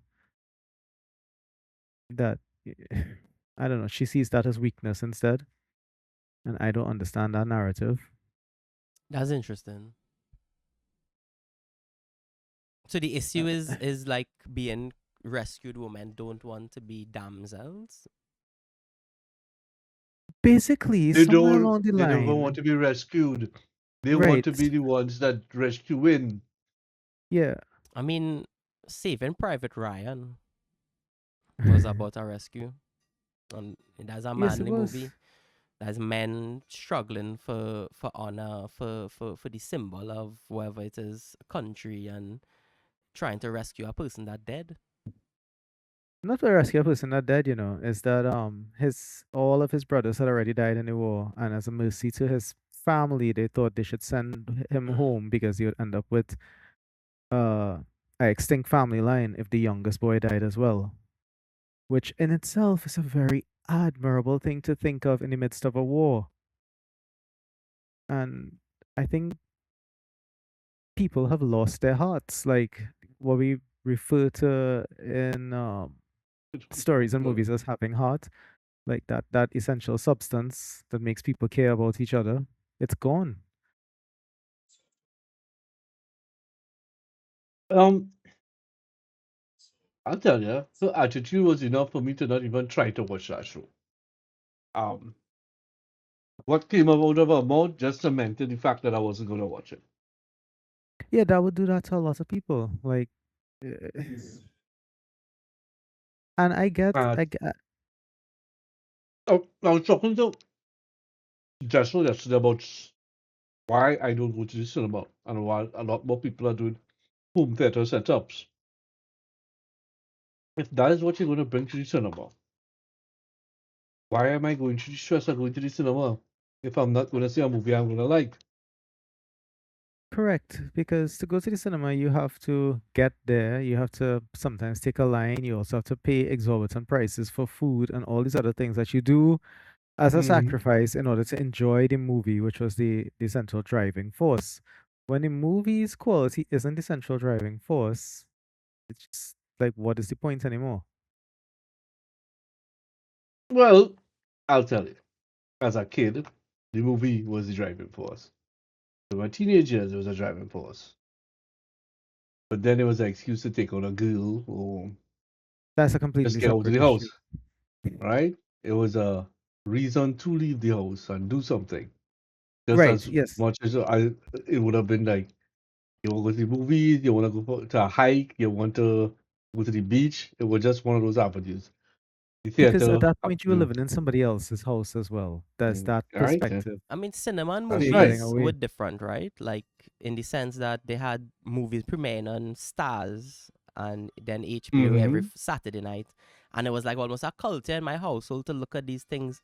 Even if movies bad or good, like it was just a movie. There wasn't the library that Well, it have now, that you have to keep up with. the thing is, in my opinion, those made-for-TV movies will, at the point in time, of a lower quality. No, those were made for TV But movies, you know. What he's talking right? about is every weekend HBO used to premiere whatever was the blockbuster from 9 months before. Yeah, Oh, And okay, that okay. was a big part of TV culture in the late 90s, early bro, the 2000s. TV guide, dog. You had to buy the TV guide on Sunday to see what coming in the weekend. Like I Yeah, and get excited about what was which blockbuster, because like, you know, well, you're a little bit too young to know about this, but those glorious summers, Rustum, where like you had like Die Hard with a Vengeance and all those kinds of things, um, gonna eventually end up on cable. Like, you know, Correct is right. waiting week by week to find out when that one was gonna be the movie, and knowing fully well that you're gonna watch it on the Saturday night and then watch the repeat on the Sunday, and then like that was peak television culture.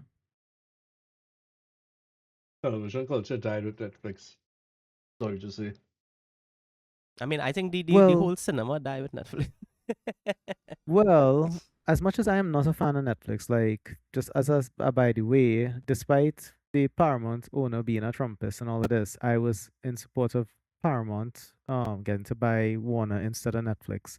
Simply because Paramount is a movie studio and they release movies, including I think Mission Impossible was Paramount, right? And Netflix won't, and that's an entire industry of people that would lose their jobs if, like, you know, the entire cinema industry continues to decline.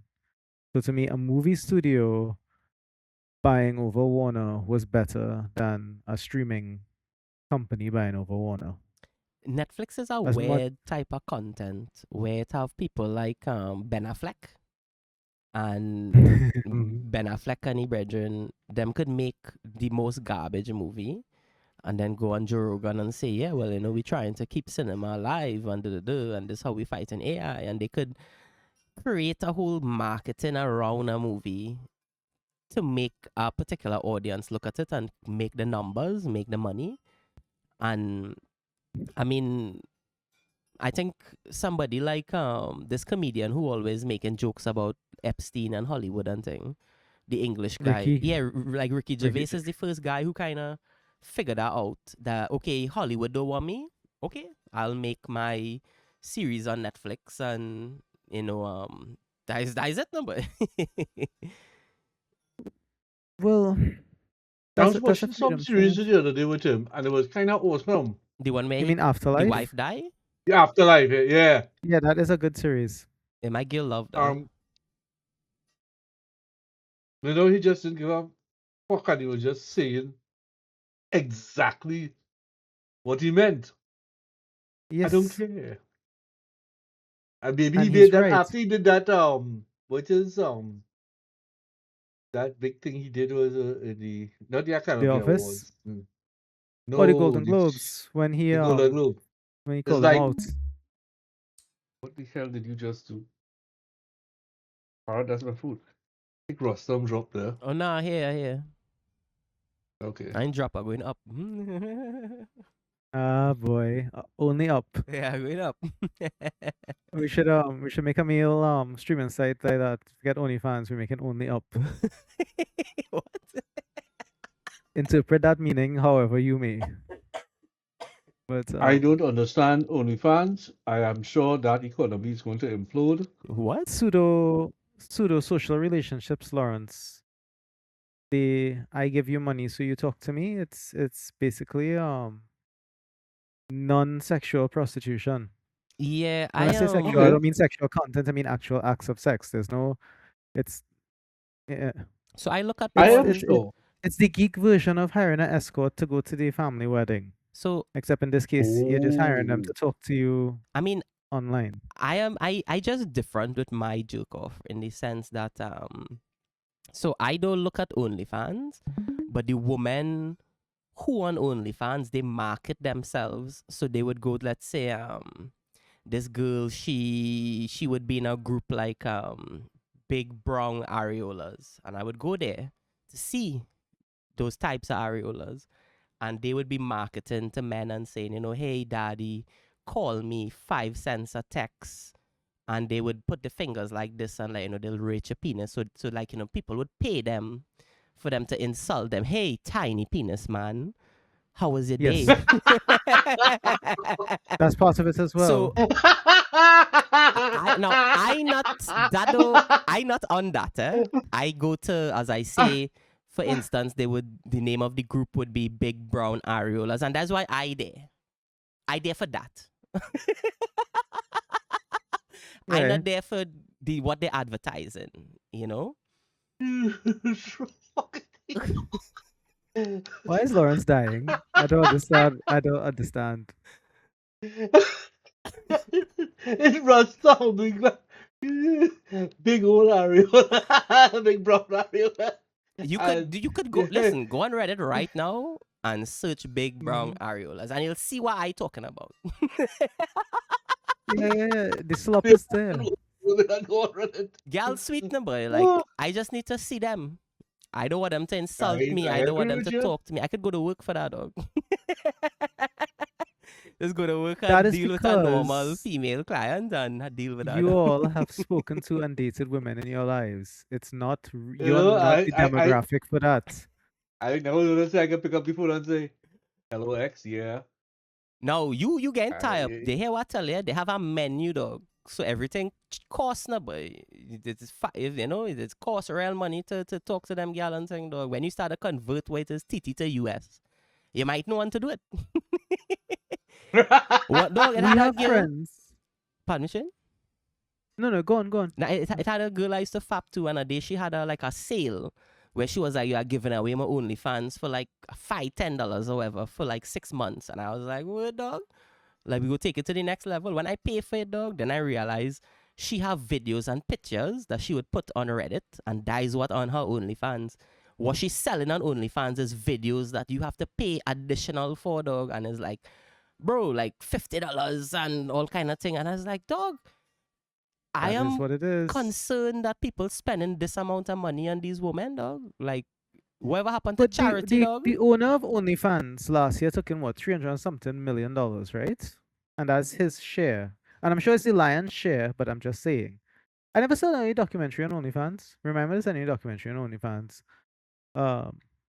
Because there's a very disturbing trend in OnlyFans where, you know, this they have a lot of these parents who exploit their kids, right, through social media and all of this, My right? girl been talking But about there's this recently a lot, yeah. yeah, and there's a growing trend of mothers who are making countdowns for their daughters to turn 18 so they can join OnlyFans. And Dog. I am sorry. I think the state should take those children No, away. but here's what more concerning to me. Now, I'm going to say some statements, and this in no way describing like people, but you know, people would say that it have liberal type parents in America who just smoke in front of the children and thing, right? Now, Okay. imagine. No, I'm now the juxtapose to that is if these parents basically so sexual, the lifestyle so sexual, like what it is for their kids, boy. What are their kids growing up and experiencing? Are they growing up in households where from 12, 13, 14, 15 years old they're exposed to, I mean, sexual. I've been looking It is so. a podcast, eh, Whoa, dog? So, put on your camera and thing. nah, nah. Yes, why Lawrence looking so freaking Santa fucking Claus, boy? Yeah, that is who he is. Video. A girl asked him to Man, sit on his lap because she said he's Santa. Come, Lima, you are I the best mean, setup. You are the put on the camera now. Santa fucking oh good God! Claus, You, boy. Let me if see. you do that, they're gonna start We are harassing the me to put same on my hairstyle, camera. dog. I'm skinny man. Put your fucking camera, skinny man. Yeah, mom too. Look at my skinny man. GQ? Yeah, Oh. it's GQ. Lawrence, what the fuck going on, dog? Lawrence. You're old, grey, and fat. I turned it into hyper. Women just for men, boy. Hey, I bald in here, you know, dog. I 35, so you can't shit to talk Lawrence, dog. Hey, Dan, you want to see for me? That's Fat balling fuck, right fat there. fuck, fat fuck. Put your camera, dog. Hey, I used to have hair like that. Operative Click, would click, used click. to. Quick. Lawrence. This man looking like me 20 years ago. We swap with his Halloween costume instantly. Lawrence. Wait. Hey, Lima, look at your future. Yeah. I ain't gonna look like no fucking Santa Claus, motherfucker. Where's Shane, boy? Shane, put your fucking camera, Shane. I think he went to get. Yeah, webcam. 2.0 megapixel fucking webcam, yes. If I went to get webcam, he's used to his OnlyFans. Shit, my career looking real stink, boy. Nah, Just that looking realized bad. that. What kind of fish are there? Well, look, I see Nemo and thing. You have Yeah, the the coral coral. and I thing. know no? what the city said. Yeah, the coral Yeah, and coral. thing. What? Yeah, well, that's coral. Yeah. The dog have coral, boys, boy. I have Yeah, my father went to the Wait, Toko wait, Reef that and man break off piece of had the the reef. same vapor as me, Dread. Was that Yeah, is boy. them thing that's charge up and thing or was it? Vaporesso, boy. Which one you have, boy? Yeah. I have deluxe Q or something. Yeah, extras too. And it's coming these little thing in it. You stop smoke, right, Lima? Yeah, Yeah. about 3 months now. Yeah, that's 3.5 months. But how you going with that? How the vape treating you? You just went to vape or you do like pads Yeah. and all of that shit too? Yeah. I could come England and I know to get the juice up and the replacements now. Why is that a juice? All it didn't had Look how you juice. all it didn't need replacement like pads and all them kind of thing. Or it was just seamlessly able to Yeah. start vaping. No, what is this? I spent an hour on the phone with somebody up your side. Where's that one, boy? Oh, that's Oh, juice. raspberry. I use this one. I like strawberry ice, like a real girl. Yeah. Yeah. Strawberry kiwi. Yeah, Yeah. like a strawberry, but No, And that's what I tell them, I want anything with strawberry and 50 milligrams. how Then come? I had this all- one. why strawberry? Watermelon ice. Why all those red berry type flavors? All they just prefer like- the fruitiness of it. Yeah. Lawrence, how old parrots is now, right? That was about 40, maybe 30. 15 to now, that's 35 for sure. Plus 2. 17, 37. 37? Holy Yeah. fuck, boy, that bird nearly old like me. That bird is older than me. What is Bill? I Bill, how old 35. are I you? 35. Ooh, About 1990. some young men here, 90s babies, yes, Yeah. for sure. My brother Gen is Zs, all dude. age. My brother is all age. No way. You young boy. Young. When are they coming in the wall, boy? Lawrence. Red, you I come in can't the wall. find this. I can't find this goddamn Soon, camera. soon. Dog, But this I ain't man- coming in for the whole day like all day. I ain't coming on that Saturday Wait, afternoon. let me And let me see if I can do this. Nah, boy. Ez say he training for the Battle Cup on Saturday, dog. Yeah, I give it something. was the Battle Cup, you see? I going to Big. build the most annoying, what's it called again? Lizard Granny. What? You mean the Snapdragon. superior lizard? Ah, boy, I find the camera. You find the cat. But this man showed me pussy on fucking camera. Yeah? Right, was- that's OnlyFans We was thing. now talking about OnlyFans here. That's Ollie? No, that's Yeah, not that's Ollie. Ollie. Oh, that's a That is nice Ollie. cat, boy. I thought Hi, Ollie was Ollie. more had like a white with patches. Let me see if I can track down my pussy and Remember stuff. dog? eh. Max? Yeah, his whole tummy white. You come in here. Ollie. Bobo? What's your Bobo? What's your Bobo? Yes, Ollie. Bobo? Yes, Ollie. Bobo? What's up? You coming? Come, Ollie. Hi, Ollie.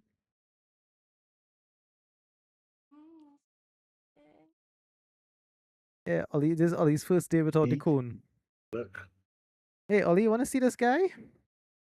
look at cat. That's Look at him. Look at him. He's a big tomcat. Who can't He go bigger than outside. Ollie already. You know that, right? He's a big tomcat who can't go outside. Like, And he fights. yeah. I'm pretty Well, sure nice he's to have bigger all than his Ollie. Ah, sweats are all He's right. Ollie. only Ollie. he's 4 kilos. Hi, Ollie. Little Ollie. He's 4 kilos already. He's only Yeah. a year old. Wait, You yeah, okay, yeah, Ollie? yeah. He bigger than Ollie, I think. Ollie wandering around the place. It's Pressing my up most buttons. beautiful boy in the whole world. And that's a Dalmatian. But why? That's why everything A in black and Dalmatian. white. So that's just the dog. Nah, this is everything black and Nah, Rustam always have his stuff in black and white. China. we hipster. Oh dog. boy. He didn't pay. He didn't pay for the premium color package to He didn't pay Apple. for color. Wait, boy, Nah, pressure, you boy. see, outside here have a light and thing. Now I out in my backyard, so like as the light in the Please, there, day. boy. Yeah, if I can do that. Hold on. Do what, boy? Is the Logitech software? Oh, Yeah. no. I have integrated everything. I had Watch to use up, my Ollie. phone. All our Watch best up, PC, Ollie. look at the other Logitech camera, dog. I have one Wait. somewhere from 1995 or 96 or something. So. Watch Nah, up, wait, can't be Ollie. that old. That'll be Shit, but 2000. how Duke's bragging to them fellas Lawrence- on Utopia that he's the highest DPS ever. Yeah, man, DPS was lower than the healer. Lawrence, you seeing Ollie tattoos on his arms, or he have the metal Yep. tattoos? And Olive, you want this? That's no. Olive and Yeah, let's call him Olive. His name is Oliver. that's nice. So No. shit, when you chatting with your girl and thing, right? Is the view she's Yeah. girl. When he up here sleeping sometimes, yeah. Why? No, just wondering, if you're trying to get dick pics something with webcam, I saw a real poor angle. Oh, no. I mean, you don't know if that's That a is full a good angle. angle, eh? Okay. If it stand up and it kind of hang into the frame, look big.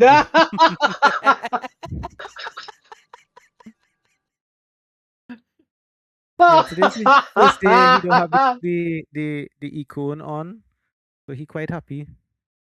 Wait, Just be after chilling. years of telling Shane if he looked at me, can't see gunman. He know. Listen, Shane was at that way we to have know. Probably techniques, try to okay? display We that have gunman at techniques. every given moment now, yeah. It's how to kind of just push your chest out and pull the stomach in, and then look at an angle, like.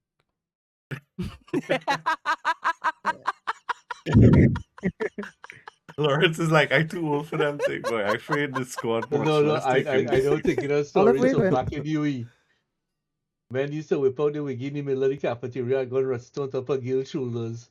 That was a press thing. That was a press thing. Yeah, I used to rest that's my not- brother Michael too. Look at Rustam face. But No, I it's think Brother how Michael he'd was really say interesting. men resting the penis on women, and then that's I what was I'm saying. like, yeah. that's Look so. at Rustam face. Like that's something from the 70s, no boy. But then he says a prez thing, which is a boy school. No, that's what Well, he used to do. We that's what he used to do. friend Lawrence Henshaw know that. used to do that to Brent. Do you remember that, Stefan? Yeah. I went to Benedict's. Anybody asked what school I went to? I went to Benedict's. Now you go to Benedict's a play press, man. You can't do that. I went to boys' school, but my school had more black That's dudes like than me trying Indian to hide dudes, I went so you naps. couldn't do That things like everybody that. knows I'm naps, man. But you almost Why like did the I grab poster your child penis for or naps. something? What? Ooh. Who can You what? Huh? We end up in some strange crosstalk here, yes? He used to play real cricket and volleyball and thing. He's I a know he played volleyball. Yeah, volleyball. Stefan mash Yeah. up Zoffer face when Hillview play naps and volleyball. You Spike know, the ball supposed on to the tell man people that, face. boy. Hey, And Zoffer before, knows. and So before I meet anybody, I yeah, remember mashing up somebody's glasses. We was playing some National League thing, and Zoff was on the back end of it. I didn't even realize it was Zoff at the time, and then after he was like, "I used to play volleyball until some man mashed up my glasses." So I was like, "Oh shit, this sounded yeah, familiar." we know who the culprit was. Like hands down. Have all these That was back in the stories day when I about couldn't jump and thing. I can't jump no more. All I can do is kind of belly flop on the court. So that doesn't go because them young boys is the threatening to hit me in my face now. And I can't take that. That's the only sport I was watching the Olympics, you know. Yeah, well, Women's those What? beach girls, volleyball. Volleyball. those Yeah, girls in volleyball look really good. Not gonna lie. volleyball is the real flick, boy. If you watch female gymnastics, you feel like a pedophile. So let's wait for the volleyball. No about no pedophile thing now, but with that bed though, I don't know that. That bed, boy. This is the Santa first time I Lawrence. see Lawrence in years, you know. Trying not to get the Lawrence, glare from a light on the camera because it will blind the hell out of all you. Yeah. boy. Now we need the black and white dog. Ah, your camera looking good. What is that? 2 megapixel something?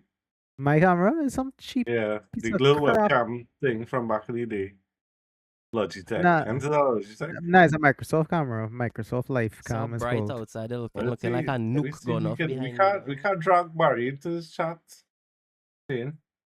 No, you gotta message him. Root to have that function yet. You know, Barry and when he even messaged me, yes, this bastard. Nah, he knows, Jane. The addiction Oh. take him. Now we played Dota last night, you know, me and Barry. We get a real cut tail. Oh god. Mostly I because can't of me. Nah, man, don't say that, Lawrence. It was a team effort. Well, it's the truth. One day, what day I say? Let me watch them videos Arch said. Yeah, I was real killing men up on my veranda, you know, Rustum. But the team Nah, just that we wouldn't talking defend the about, that base, we talking boy. about. I was telling you, America, their culture, sex, dog, and sexuality and thing. Like, I think that's something, you know. That I think it's gone grooming, too far. that grooming. I think every generation says that it's gone too far. Oh, what's up, Olive? Come. So Come. I talked to, I agree. I interviewed this gangster brethren of mine at time, right? And basically, in the 90s, the UNC took problem students from all over schools and sent them to like a social center to rehabilitate them now. So like a lot of people in problem homes without parents, gangsters selling drugs on the road and thing. And he meet this girl there who would end up being his first child mother. And basically he said he knew her from like this woman in his neighborhood used to like taking girls who young, 15, 16 and all of that, and link them to have sex with older men now and groom Yeah, pimp them them out. to be Yeah. prostitutes. That's a very common thing in Trinidad. Very common, and I was actually concerned with how common it is. You know, like most girls It's, that I meet now that they went to they grew up in homes and these kind of things, like most of them end up being prostitutes. You know? yeah. You know what's even more disturbing? And I know that you shouldn't be saying that there's degrees to these things, right? But in my mind, there are. Do you know what daughter swapping is? I have an I idea could now that imagine. Yeah, I have a part of one of my books about that. Basically, it's these pedo men who want a girl, and I say he can't join back the chat. Um,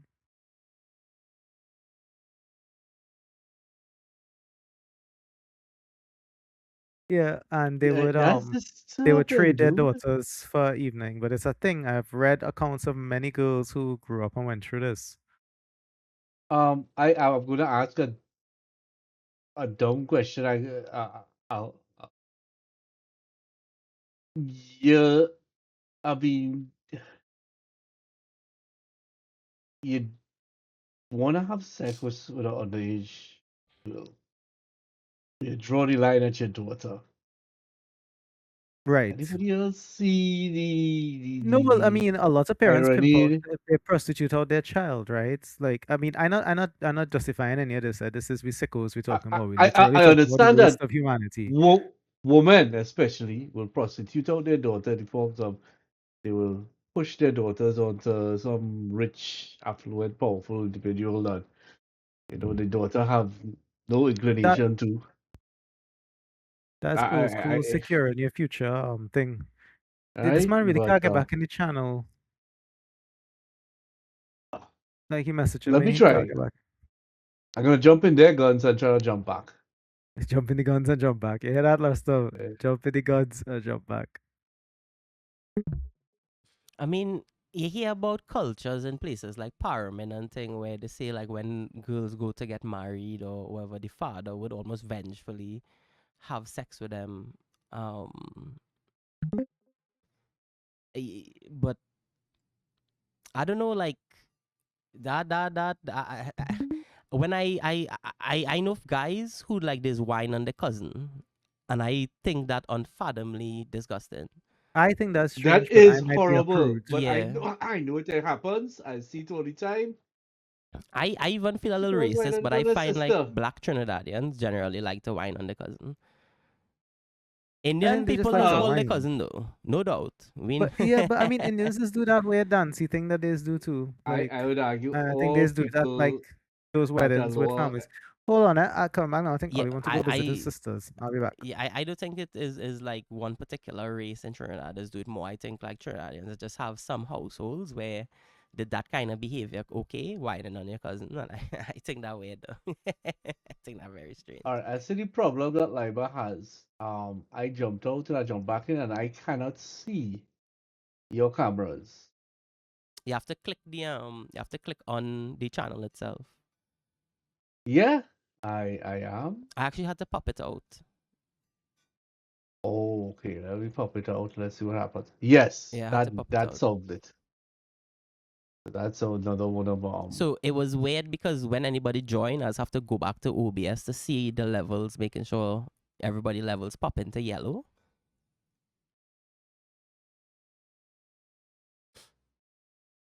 So yeah, I that daughter swapping. That's what wow. That is. I mean, I mean, it's it. if I thought about it long enough, I could imagine it happening. But I have no I mean, reason to even think is about that. known that rich men swap their wives. Yeah, there was the well being. That is why the whole I was like with some rich the Indian guys, like real wealthy families kind of thing. And we was walking, and one of the fellas see a nice girl now, and he say, "Watch them brands now."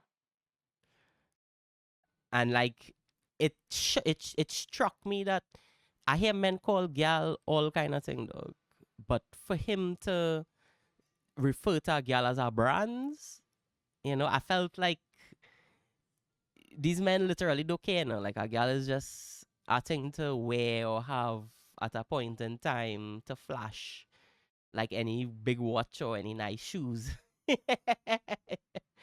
how you I can? wouldn't limit that to Indian people, but I will say those I mean, I could tell you. extremely wealthy wouldn't do that. But Mm, when you want to portray, when you have some wealth and you want to say, I want to show off how much money, you want to make sure you always seem to have like a very attractive piece of flesh hanging off your arm. well, is some like psychological behavior that men have that men actually always pursuing, or men want to pursue to be a part of the crowd, the woman that everybody had sex with. No? So the promiscuous woman, in a way, men gravitate to her because they want to go through the proving ground to show that I am a man, that I have been with this woman. No? So it have a story that floated around Trinidad about these businessmen who just go to Colombia to have sex with women, and all of them went, but they carry one of the bag one sing boys over there, and all of them have a favorite girl that they just be with. And when he had his turn with the favorite girl, he fall in love with her and bring her back to Trinidad and marry her. So Have you ever seen any of the Bangwansing boys? no, but from what I've heard, that is true. Because a friend of mine actually said No, that he saw him with the Spanish I've woman. seen one, right? I was in Shakers. Are they all looking? And Are they gnome looking? no, they don't. You ever saw a drunk old Indian man in a rum shop? Okay. With a short pants, slippers, Nah, yeah, and a shirt. and a kind of A shirt. and a raggy old shirt. Yeah. That's exactly what this guy looked in, what he was wearing, everything. You would have swear if it wasn't for what appeared to be security walking or keeping in front of him, behind him, and not closer. They're a little distance, but they're watching him. So but yeah, they're nothing special. They're just filthy rich. But anyway, you're only talking about all these things, and I know a Venezuelan girl that sold her virginity. You Guess the mean price. in real life? Real life. How I know? My partner was actually trying to set me up on this girl. Why all your friends always trying to set you up on some prostitute though? I swear. No, she was not a prostitute. She was a Oh. virgin. That's a bad luck. Trifecta there, yes. Root kicked me out while I was AFK. Root kicked me out and I dead in WoW. Oh, that sucks. No. So, I mean, like, repair I gold, just wasn't vibes with the girl. There was the language barrier. This girl was 19. I'm I coming was back. about I had to go yeah. make my oats because since like 2 hours now, I'm telling Rustam I'm going to eat and I still didn't go. I go and get my oats and come back. Wow. I was in business. I eat my biryani rice and tandoori chicken in front of That's the good world. stuff. I think so. I'm microwaving oats here like a boss.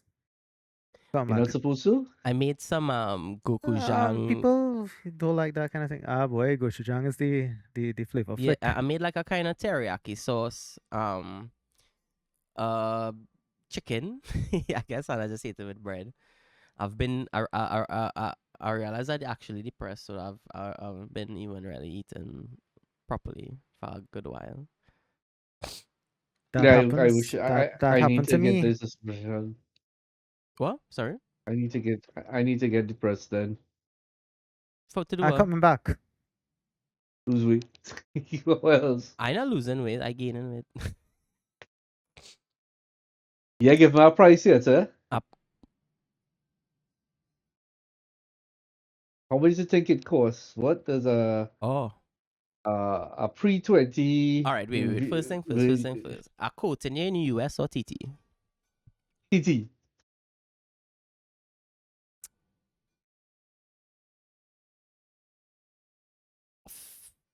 5,000. Mm.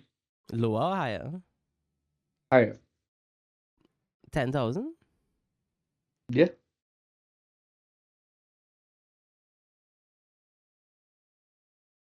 Well, should I charge you as You want- 20, dog? You know. Not me, but I wasn't paying for that. I didn't find the girl attractive, right? Nothing about her. I mean, And then the funny part is the man complained. so somebody paid that? Somebody, $10,000 may seem like a lot of money to you, but for a wealthy person that is pocketed, they go out to drink rum one night and that's how much they're spending. So that was nothing for him. So when they tell you that, how that make you feel? Like you was there with the person? I was there with the person. I said, did I used to lie with the girl before? Yeah, I used to lie with the girl before. So you met her and then one day there's like this girl selling she virginity. No, the joke was that she was a virgin, and I was like, yeah, right. And I had to take on none of it, right? Because she was, well, from my perspective, promiscuous with her dancing. Okay. But yeah, apparently she already was a virgin. So much so she didn't know what to do. And the man said no. It wasn't fun. She was awkward. Yeah, I mean, what would you expect, It dog? was Like respect. See, that's that's so. what I'm thinking. I mean, you what I just said about men wanting to have sex with the woman that has had sex with many men, like that makes sense to me because to have sex with a woman that not experienced is to kind of like if you don't love to me if you don't love a woman, it's real hard to have sex with her if she's not um accustomed, if she experienced, you have to be vulnerable in a way, and you have to be not sentimental. You have to be gentle in a way, I just don't know what this man was expecting. I genuinely. And I That's so give weird. tell you a commodity. And that what you complained about is an intricate attribute of that commodity. And you have the audacity to complain. And you, in terms of money, that is like chump change for you. Literal chump change.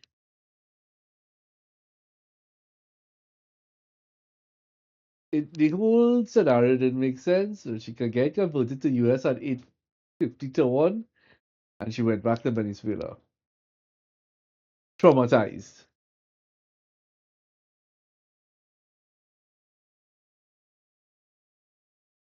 So she went back. She went back, yeah. Otherwise, I'd tell them which boba shop she was working, and you can go and check it out yourself. Nah, That's all I know. She.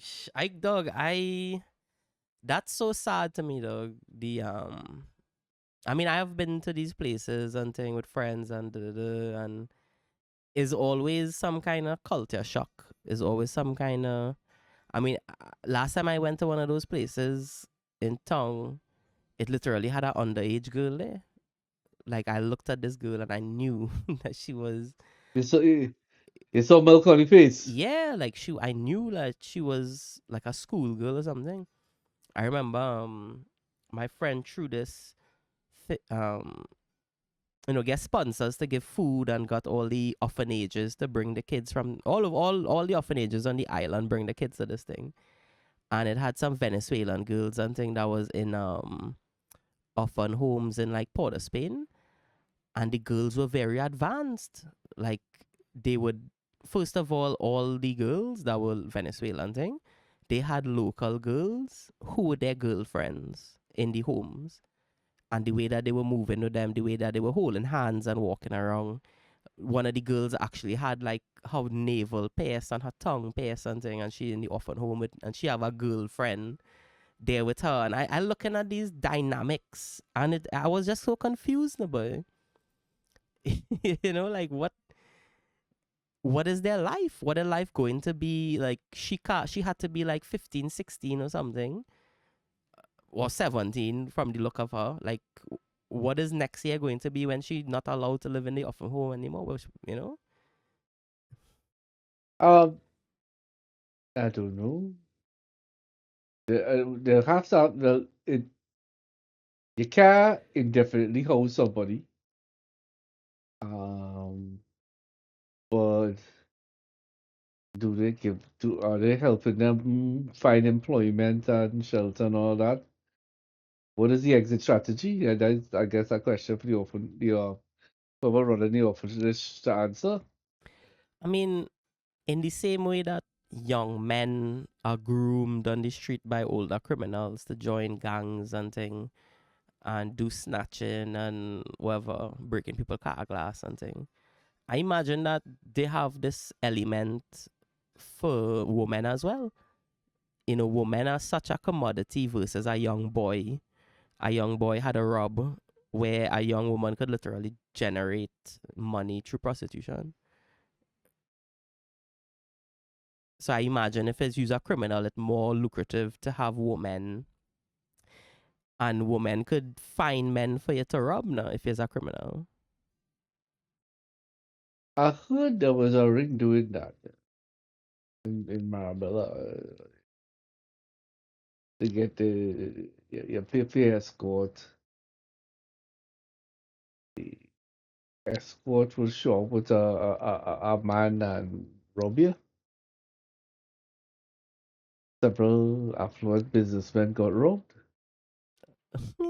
Well, Of course, it that's got buried funny. because nobody want to let that know that you went to looking for who and you get robbed.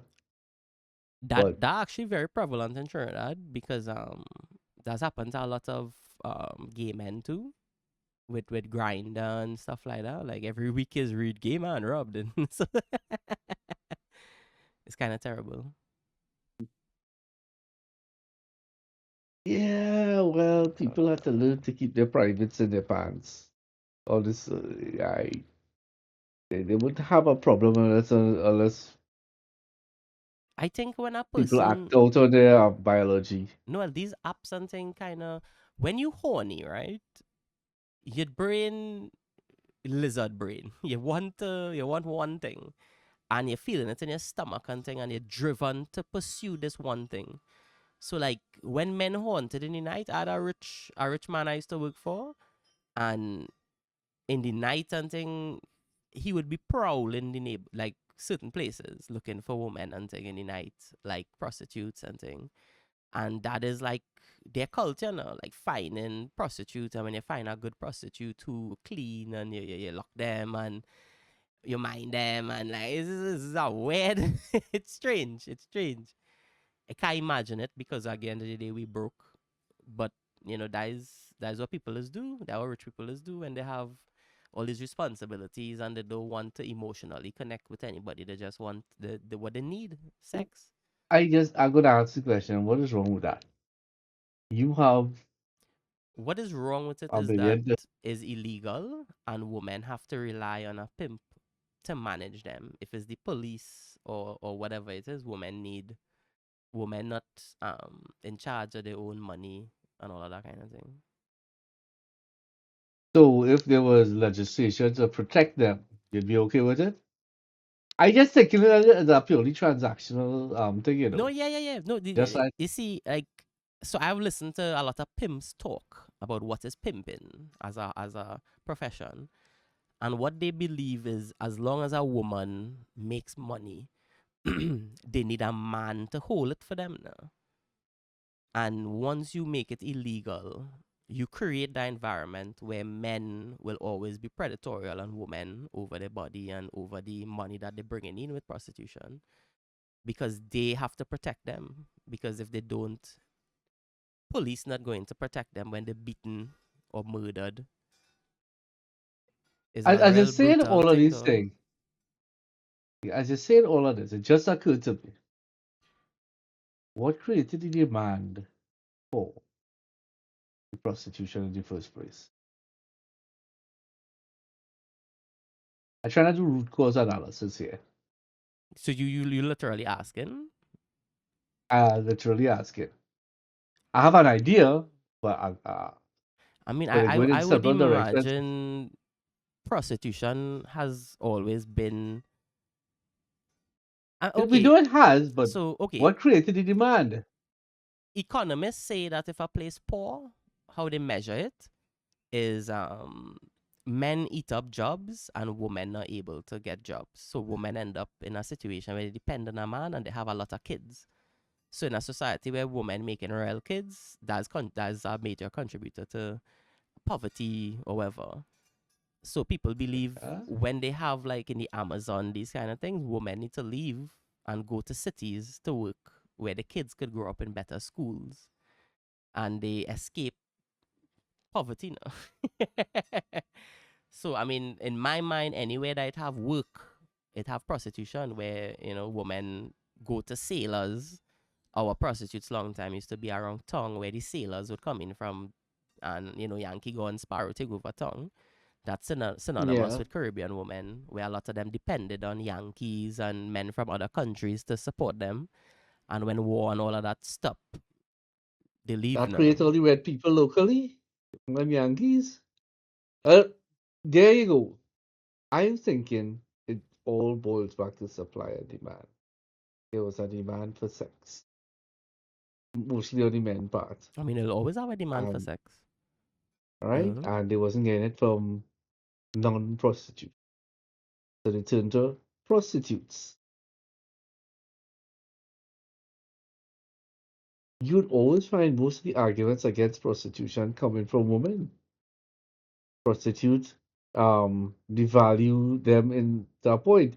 If they didn't exist, women would have more control I, because they are the I gatekeepers. mean, men are You have trade. prostitutes also, and I mean, when you think of the trans person who is also who seem to be like a prostitute culture where people dress as women to have. I've heard Mm. that transvestites actually cost more. I don't know how true it Well, is. I now never asked they that question. definitely get some more stock, more value recently, so I could understand No, but that. I from way back in the days, like the early like the mid 90s. I heard rumors like you had to be a wealthy man to afford one of them. Okay. I don't know how true that is. You in more contact with the fellow on the street, or I should say the trans on the street. You can ask them if it's true. I can imagine why you want to keep it as anonymous as possible. Because if you're into dudes, the social you don't want to hide Right, the social stigma. right. I mean, I imagine that's why it's more As expensive because there's more risk involved. that's right. And not only for the person who buying it, for the trans person themselves, like men who in that kind of stuff known to be prone to violence and stuff like that. So I mean I have a trans friend that I interviewed and spoke to and stuff, and a lot of times he go on dates with guys and thing, and they rape him at the end of it. Eh, Like real, and it's hard because you it's not like he's a guy, so he has his bum, and you're talking about these guys I literally like forcing their way into him violently. well, I'm gonna ask a question. He's going on dates, or they paid him to be around. He no no he has resorted to prostitution. Right. So Because if he was I don't know. prostituting, he would have told me that I was prostituting. But it had these times that he talking about, and from what I gather with him, he has never had problems with the prostituting because is certain types of people. Um, the guys that he told me Collectivist about clientele. was like lawyers and that kind of thing. They have the money to spend. They want, they know him from social engagements, but only through talking and seeing the situation he in, he has offered them that service and they take it. So he not really going on the street and looking fit like other people, you know. Um, but yeah, he told me that the first couple times that he had engagements with guys, they end up raping him, and to him, he didn't even see it as that. No, he just see it as like navigating a situation with a person or something. But when he describes it to you, they rape him because he telling them no, and it's like nah, and they touching you up and thing, and that's I get particularly grossed out when yeah, sort of you talking about one man touching the other. okay, whatever. But Uh, no, but I just goes. Was yet it was non no, but there's like I is he as a dude, you hoping to have sex when you go on a date, right? And here he is, a dude that thinks he's a woman and feels No, violated. no, that's the thing. Because these guys think that this guy thinks that he's a woman or whatever the case is, whatever his mental state is, they think that he wants it now. That, he just wants it. So when you can't say no, he can't say no because in a way I mean, I not justifying anything. I just, what is the mentality now? Like when a And man that's say, get boy, this it. woman is a slut, that's a real nasty thing, that the man basically believe in himself about a person now. Like, nobody is yours to objectify and do what you want with. you know? I mean, that's very weird to me. I am a particular way where I very ticklish, so I don't like people touching me. So for me to become aroused with Yeah, somebody is a real process. I feel after that whole bit there, I kind of feel my stomach literally feeling kind of upset. It- Yeah, this is the first uh, podcast to do with that. I'm And sorry. I'm sorry. I'm sorry. where, dude? What is a dude? No, but I mean, Uh, these are the uh, realities of life that we need to be aware of. Like, no, I acknowledge that. I yeah. wonder was No, I mean, because a but lot of the guy who did the raping had to be gay in the first place, and trans guy, I don't know what goes on in their head. well, I If mean, it's a what if it's sociology or biology, and the biology is that a wire get crossed in the head at a genetic level or something. I don't know. this I don't particular know what I don't person, know. I know them since they're very young, and I would say that the family is like actors and singers and thing, right? So that So flamboyant behavior in him is a behavior that his it's a family always associate with talent. So he grew up thinking, okay, this behavior is what I have to do for people to like me. And eventually that becomes this whole thing where I remember I met him and he's like a 7-year-old boy or something and he practicing being in a play, Lion King. And I come out and I'm the only person in his school and I come out and I see him now and he like feels ashamed in a way that he doing this and I catch him. And he does like a twirl and starts like performing in a way and runs away. And I was like, that was very flamboyant. Like that kid, if he grew up and was, he was voting for the other government, I could understand because he Well, I'm have not asking the question. If he didn't grow up in that family, you think he'd have been a normal person? well, from what I gather from him is a lot of abuse and thing too, where people advantage him sexually because he was like that and all of that kind of thing. But I wish I had an answer, boy. I wish I could tell you what I think about it. Um, I think maybe yeah. I think the abuse and them, putting on him like not loving him, because that's what it is. They didn't love him.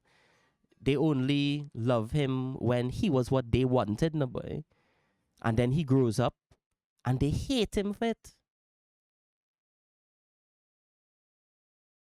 Eh, Like I I find that hear real you. hard, boy, Lawrence. Like I can't, I I could, don't. I think so I don't too. have an opinion on I it, to be honest. It's just something that I experienced from his word of mouth, from his experience, and it pains me.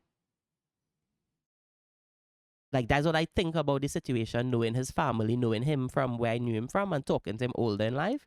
That is what I believe about it. What I told you is totally yeah. my perspective. If I told him that, he'd probably get mad at me and tell me that is not it. But that's what I see. You ever invited him to talk on the whole podcast about it? I mean, I interviewed him. So like I sit down and I was like, well, just tell me about yourself, tell me your life, and those are the things that he told me. People always try to go to the worst things about them. Because, I mean, I don't know if that's what he thought. Like, I trans, he probably just want to know all the worst things about, like, what I experience. But I think it's just his trauma. Even when he spoke about his friends and thing, he told me about guys that he grew up with who get murdered and thing. And they get murdered because they're dating some lawyer and some scene happen. And next thing you know, they're up in Laventille and they're dead and they're saying, oh, this boy bullying with man up in Laventille. And that wasn't the case.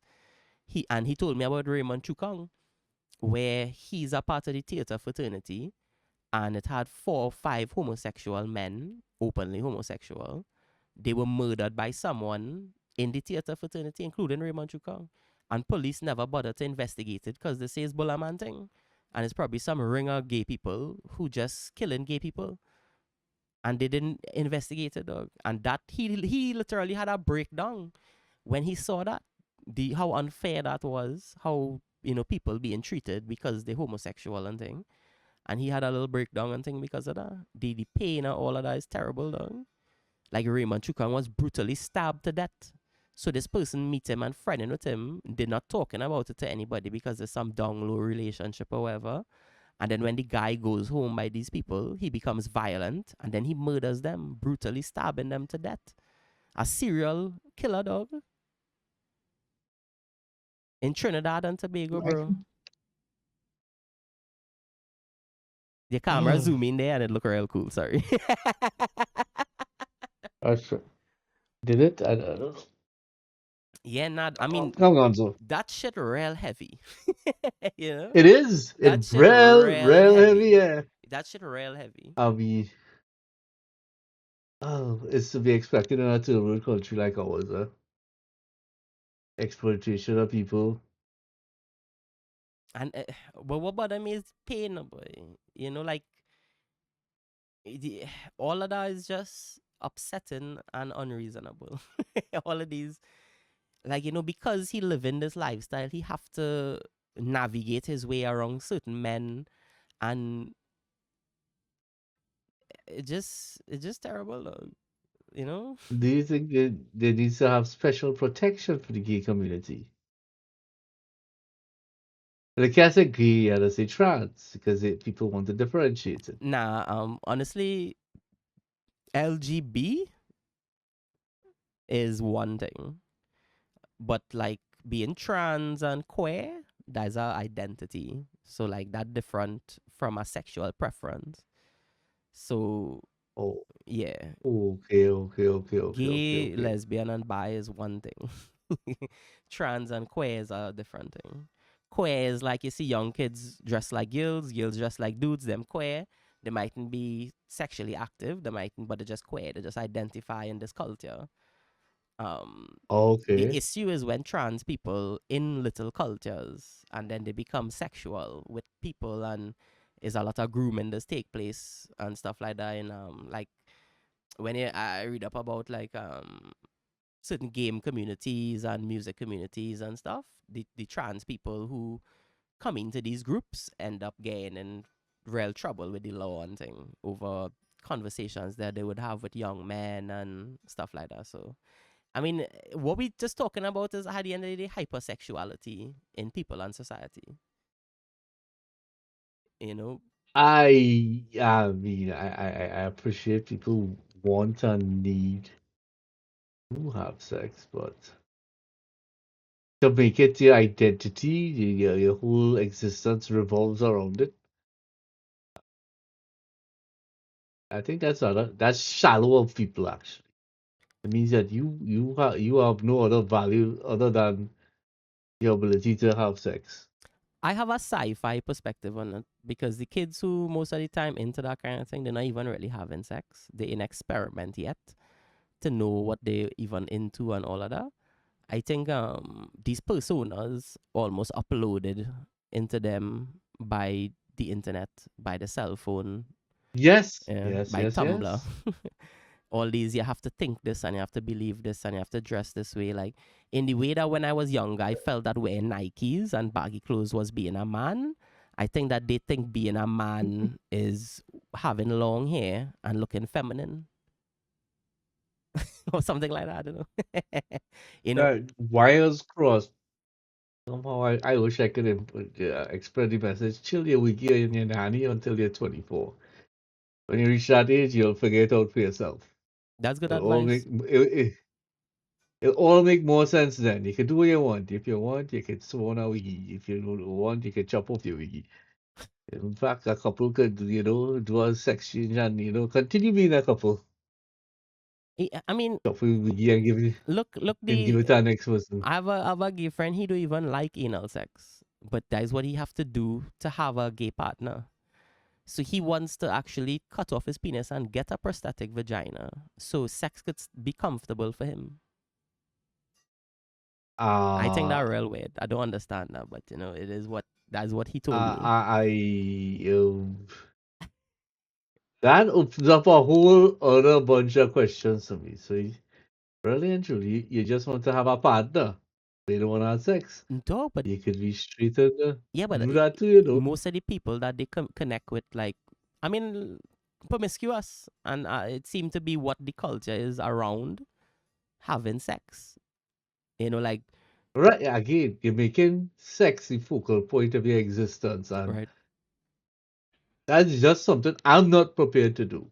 Maybe something. Maybe I get I'm what you're the saying. anomaly I in get this what whole you're saying. equation. Well, to me, it again Right. that makes sense why a person would do that if they because the lifestyle of being gay is difficult to maintain. If you're a promiscuous homosexual male and you're having sex with a lot of guys and things like, your diet have to be controlled, your bowel movements have to be controlled.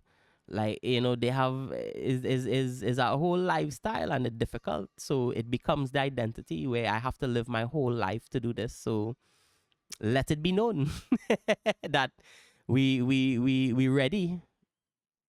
Bring your own supplies. Bring your own lube. Ooh, gosh. I don't know, dude. I don't know. It entertaining And to people me to see know. you squirm like that. I'm not a homophobe, but there's a lot of I mean, it's just a straight dude, and you're from a different era, you know. something that's to me that guy just wanted a friend, you know, a partner, and No, he that's just a happened to bro. have So I work pick in partners that wanna I working that in are a school right homosexuals. now, and it have a bunch of young men who I think fruity, but they think that I cool because I'm an older person. When you watch my laptop, I raise a sticker and all kind of Yeah. thing. I have a diamond back mouse and thing like I cool, no, but men want to talk to me. But when they come and they talk to me, it's a kind of flirty way they talking to me and thing like this fella. He get my little minion bounce and thing. So I say he cool with the minion, I go be cool with the youth man. So when he give me bounce, I go give bounce. He see me and I give my bounce. So I know it was the scene was a name boy. He watch me, youth man say guess. I said, okay, guess. Okay, So good. I get no, but that the thing. That would be a normal thing, but in that environment, this is a little boy. He is 17 years old. I am a big The guy don't know. 35-year-old man, and you Yeah. flirting with me, dog. And this is my job. This is where I work now, boy. So I was taken aback by that on a professional level where I was like, guess? And then I like, this is a little boy now, boy. And I was like, dog, what the fuck wrong with you, dog? And I I walk don't off get of them. super. I don't get. No, I get mad. I don't get back. I got a little mad. I, I got mad. But it's not even, it's multiple situations where these kids trying to flirt with me and like, I recruiting people for IT, dog. So to me, I feel good when I talk to young people and I show them like, dog, don't do this, like maybe do this, your temperament more like this. So maybe going into this side of IT might more be akin to you. The other side of it might be stressful. It is if you could deal with these kind of situations. And I would tell you these situations for you to be the judge of it. You know, I went by my girlfriend the other day, and her younger sister had a friend there who is a femboy. Like I look at him, and he is completely a beautiful looking woman. His face smooth, long hair. But when I look at him, he do have breasts, no boy. So I was like, this is a young man, you know. But as soon as I walk in, he's the first person I see, and he looks at me, and he sees me, and he starts blushing at me, no boy. And I'm like, hey, this girl cute. And then I watch him, and I was like, oh, there's her friend. So now he tells me the that that person, that that actually triggers. You know how you ever heard of passport bros? nah, These are basically that will use your passport, fly to somewhere like Thailand or something, and pick up a little young something because they fed up with the dating scene in the US, in the West. And the Western women are saying, well, bad talking to them and saying that they like a bunch of underage The Russians and thing or uh elders do that. um women and or they gay or they're only looking for women with flat chests and I'm thinking to myself, who are they to judge the physical these fellas? They're literally leaving the country to get away from exactly what you are.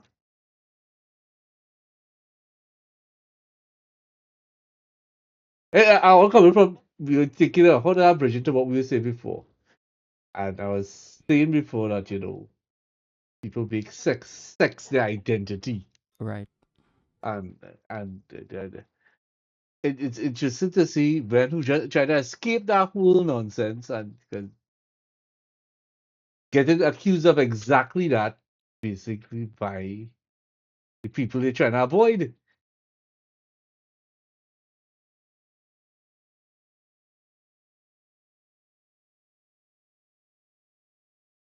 I don't know if I described it properly. Maybe there's a better way I could have phrased it. Nah, I mean it is what it is. I don't even know where to begin. Look at my dad. My mom dies. My mother openly, they not bullying, they old, but now my mother dead. And all of a sudden now my father is a horny man. Wanna lift weights and wanna track y'all and wanna do and where that just suddenly come from, the boy? And why, he didn't have the Um, because he's lonely. All of a sudden his life partner disappears and oh look at that shoot parrot. Um, no, personally, I thought that all happened very quickly, No, and that's what I'm saying. but It didn't happen organically. Look, dog, and that is his belief, no boy. Look, we in the market. I go in the market. I bounce off my father, and our old man, he's literally 70 something, frail. He talking to my dad and telling him he's stressed is that is because that is that Muslim woman from the mosque that he hooked up with by chance? I don't know. yes, yes, I saw that yes, once, sir. yes. All of us were on the same flight, Oh, kicks, kicks, and kicks. Ah, that's kicks.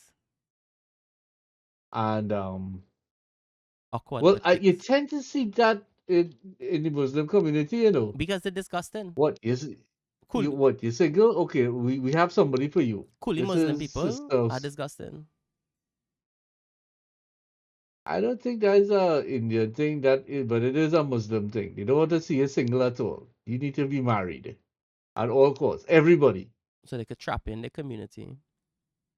That's right. So I personally I have not seen the bad side of it. You may have been exposed to the gangster side with the Muslimin and all that. But as far as could see, the Muslim communities are found fairly harmless bunch. Nah, Just collect nah, money nah, nah, nah, nah. and Muslim, give to listen, listen. charity. Muslim people very toxic. First of all, they're unscrupulous business people.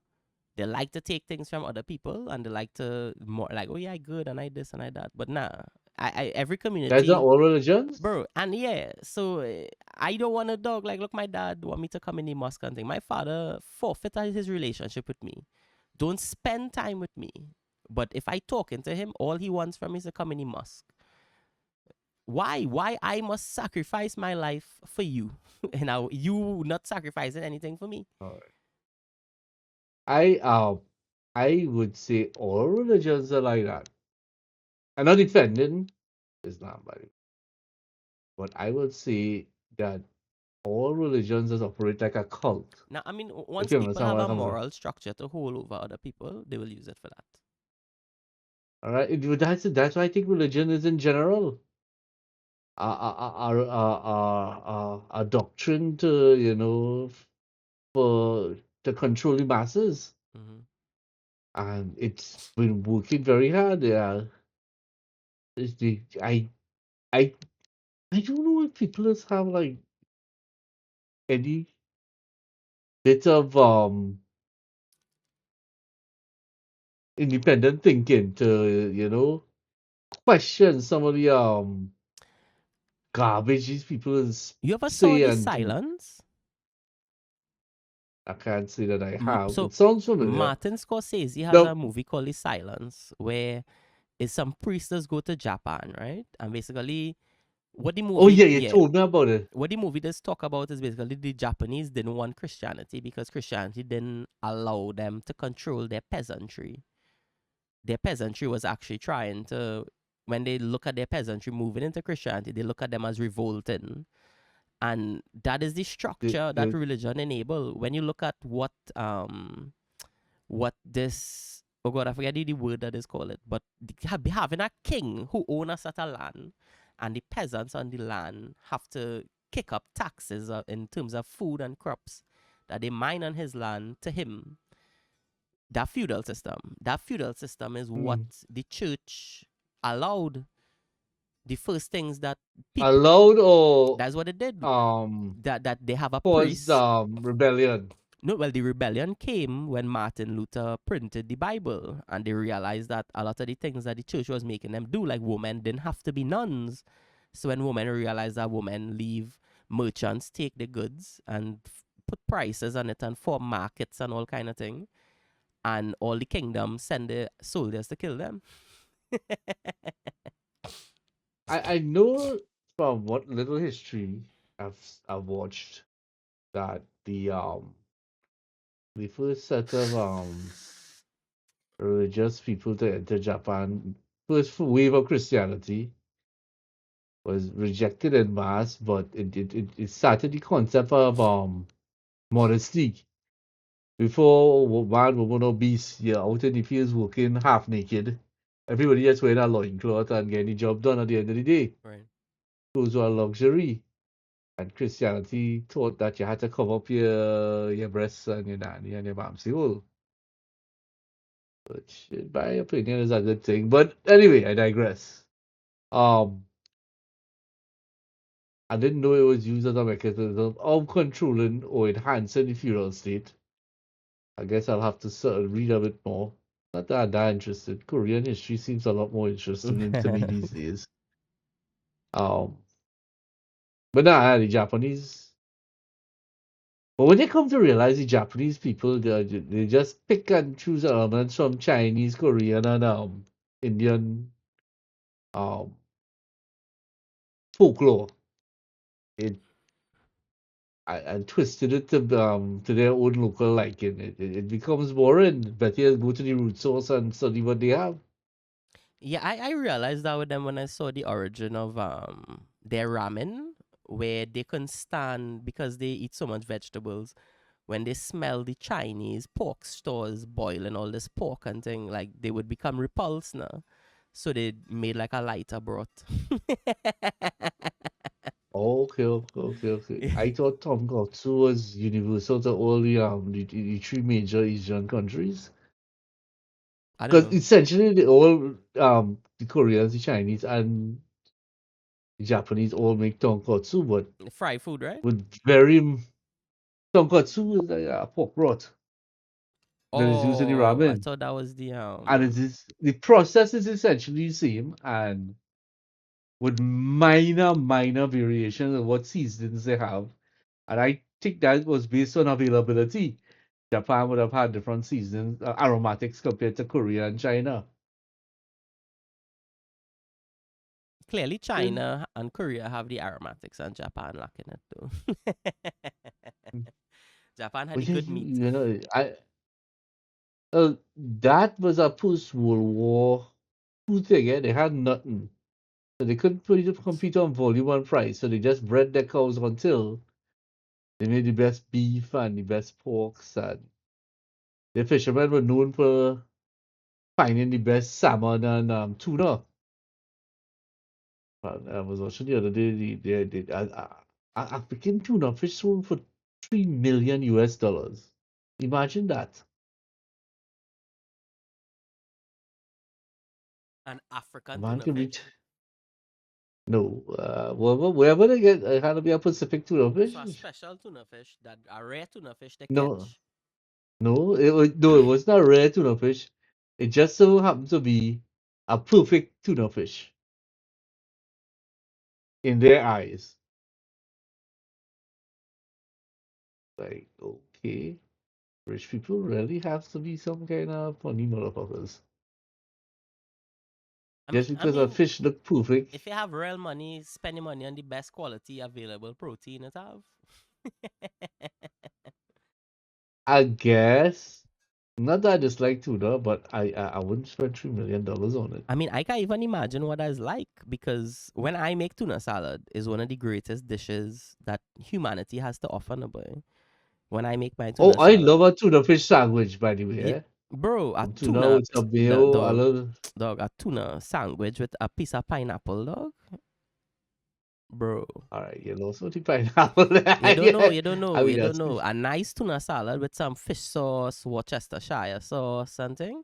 Your onion, your pimento, all of that good stuff. Some and you put that in a hops bread and you put a layer of some pineapple on top of that. That sweetness, that umami. If you make a Hawaiian burger from I say, all right, Ooh. that's nice. You have a nice little half-inch burger patty Hey, with some cheese and a pineapple slice inside there. I have a That will burger. lash. I have a burger is and I want you try it, but it's a What's the next long weekend coming up, boy? make a blueberry caramelized onions and I put it with feta cheese and put that with the burgers, dog. With my Big Mac sauce. Hey, they have a burger line up by you for Easter? Unless you went to My church, you gal know. want me start to sell burgers, dog. That's a real hard market to crack. And I'll tell you why. Anybody can sell a burger, but it has some artisans out there that are making some dread things. In One Trinidad. of the most popular, yeah. Yeah, let's talk to Arch. Arch was driving around the country at one point and trying burgers from everybody. No, I want to do that And with the have a social place. media, dog. Most expensive burger, cheapest burger in Gasper, most expensive burger, cheapest burger in South, all them kind of thing. John, in South, have a place there in our main, I think they call it AFK Burgers. I don't know what AFK stands for, but AFK Burgers. The man is making your own bread, he's making your own ketchup, making your own everything he just make. And you basically have to order the burgers because by the time you reach there, if you reach there, the make a order, it doesn't sell out. Another food cart, San Fernando. Could be. Could be. So I will get a list of spots Uh, from Arch, from some like one area, and I would go and try those things. no. What if it actually good as everybody says it is? I don't know, but it's supposed to be real. Hey, you ever check your partner? Well, I wouldn't give a partner. This old fella from the silver, Edo's. Bro, lamb kebab, tzatziki, pomegranate molasses, sumac onions and salad. Wow. Sumac onions and tahini I sauce. don't even know I don't know what a sumac onion is, but it sounds good. Sumac is I'll a try it. citrusy kind of it but it hard to describe the taste. It's citrusy but it's very dark like a pepper in terms of what it is doing in your mouth, but it is what is put in za'atar or what they Okay, pair with za'atar to give it the earthy taste. okay. Sounds good. Nah, but caramelized onions Oh, is just the best, dog. So I can imagine with anything caramelized onions. oh, I have an obsession now. If I am making a burger for myself, Mm. I am only making an Oklahoma burger. What is Now, Oklahoma burger is you take your burger, you put it on the fryer. so you use buy Well, burgers from Price Mart or? as buy beef from Price Mart and just shape it on for myself. Oh, okay, But right. I buy the Price uh, Mart beef too. alright, so and I will chop up after I throw the burger onto the skillet. I'll chop off a half of a medium onion and rest it on top of the burger, and then cover it with a small steel pan. Right. Not steel pan, steel bowl. So it steams and bubbles inside Yeah, of yeah. I there. see Burger Man making that already. The burger historian, man. And oh, there's a burger historian, man. I'll Okay, link him and one then time. then when I'm flipping it, I'll scrape off the onions, flip it so the other side gets a sear now. Mm. I take them same onions, which have become caramelized by now because it just collects some heat direct from the skillet, and put it back on top of the burger, and put the steel bowl on top of it again, so it continues steam cooking. And all that oniony juiciness is get inside the burger. And that, even that little hungry, what is the Guatemalan beef we get, or Yeah. Oh God. Nicaragua? No. Uruguay. Nicaragua, Uruguay. Uruguay. Uruguay. Uruguay. Uruguay, that's Uruguay. right. Uruguay. It gets even that Uruguay beef Yeah. with its lean 85-15% fat ratio, does it does change the burger. You, all you want with that is a little bit of cheese, So what and I you're good to wanted go. to do, I wanted to make a video where so people making smash burgers, right? But the reason why Yeah, that'd Americans be make great. smash burgers is because the quality of beef that they get is like wagyu and thing, and Real, they making artisanal burgers with that. So I wanted to buy all the mincemeat from everywhere in Trinidad and make burgers with it and show people like what is the quality you're getting. So like when you go out in the wild and somebody charge you real money for a smash burger, you could identify that I shouldn't pay this amount of money for this because this just price mad beef that them squash up no boy. yeah, most of the time it is first price as beef. Yeah. But I like a smash burger, and I'll tell you why. Love. It go back to steaks. Some people believe a steak is the meat underneath the crust. Other people that say the steak is all about the crust. I'll say I support the middle ground. I want a great crust and a nice soft tender inside. A smash burger is an attempt to only make crust out of the burger. The concept of juiciness is don't exist in a smash burger for me. But I like it though. I will just make I'll just make layers and layers of crust. I'll But make but a but whole but layer of that the thing, crust. no boy. A good burger to me, like a good smash burger, when I make it, the amount of the sauce and the onions and thing, that is where it does get the juiciness from. I I would go as far. I have not done it as yet, but I would go as far as to make two smash burgers and then a Oklahoma burger, and then layer it to make a singular sandwich. That makes sense. I like that. I know, but I love caramelized onion, so I will just do like dog. We do a whole onion caramelized, like a big onion, and like in two sandwich we eat out the whole onion, dog. And I always be like, dog, why we never have enough onions, dog? Which onion is used? Is used the regular yellow onion? I use Use the any white onion, onion but or the for recent when we doing the caramelized onions recently, we use the big onions, the big white onions, like a sweet onion or whatever. So the big white onions from Price Mart? Yeah. and we always guys get in the market a little cheaper than Price Mart sometimes. But we would Okay. do that in the pan I, separately. next time use the red onion. I could just say for sure red onions just taste distinctly sweeter. So red onion is the only onion that we have that does actually taste like what an onion does taste like. Yes. Well, I was listening to this Indian cook, right?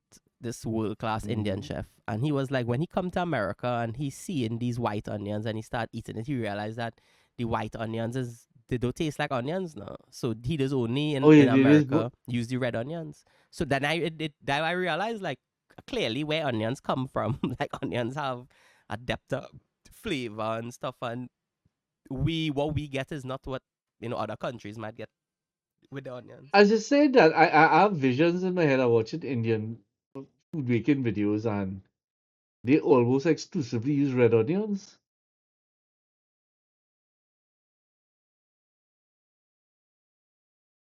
Again, our Indian flavors are different from Western flavors, radically different. Radically. It's not like Indian food. It has that like Indian, nowhere in the world has Yeah. anything like Indian food. It's to me Ah. Mexican food. It had thing like that. Sometimes I eat cuisines and the beans and rice and like South America and the whole like the provisions and thing it have food that is you could get from places that generally just taste like them thing. Oh, Dan, I love beans and rice. Anything like red bean and rice or lentils and rice, I can eat that just so. Lentils and I can macaroni eat pie, bro. that does lash. That is a serious and heavy food, Does right? lash? Bye. That is overloaded if you ask me. It's too much. You're not supposed to enjoy yourself so much in one sitting. Dog. Yeah, I No, had a serious, let me man. tell you, a A Sunday, good macaroni pie is a great thing. dog, a Will you put Sunday, lentils on top of that?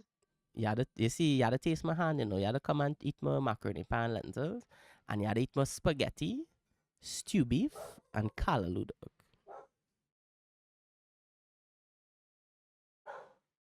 You beef. Yeah, yeah. Spaghetti and callaloo. My gal doubt me for months, dog. I make it for she. I come off keto, I make it for she. When she tastes it, she watch me. She said, "This is what a bolognese wish it was."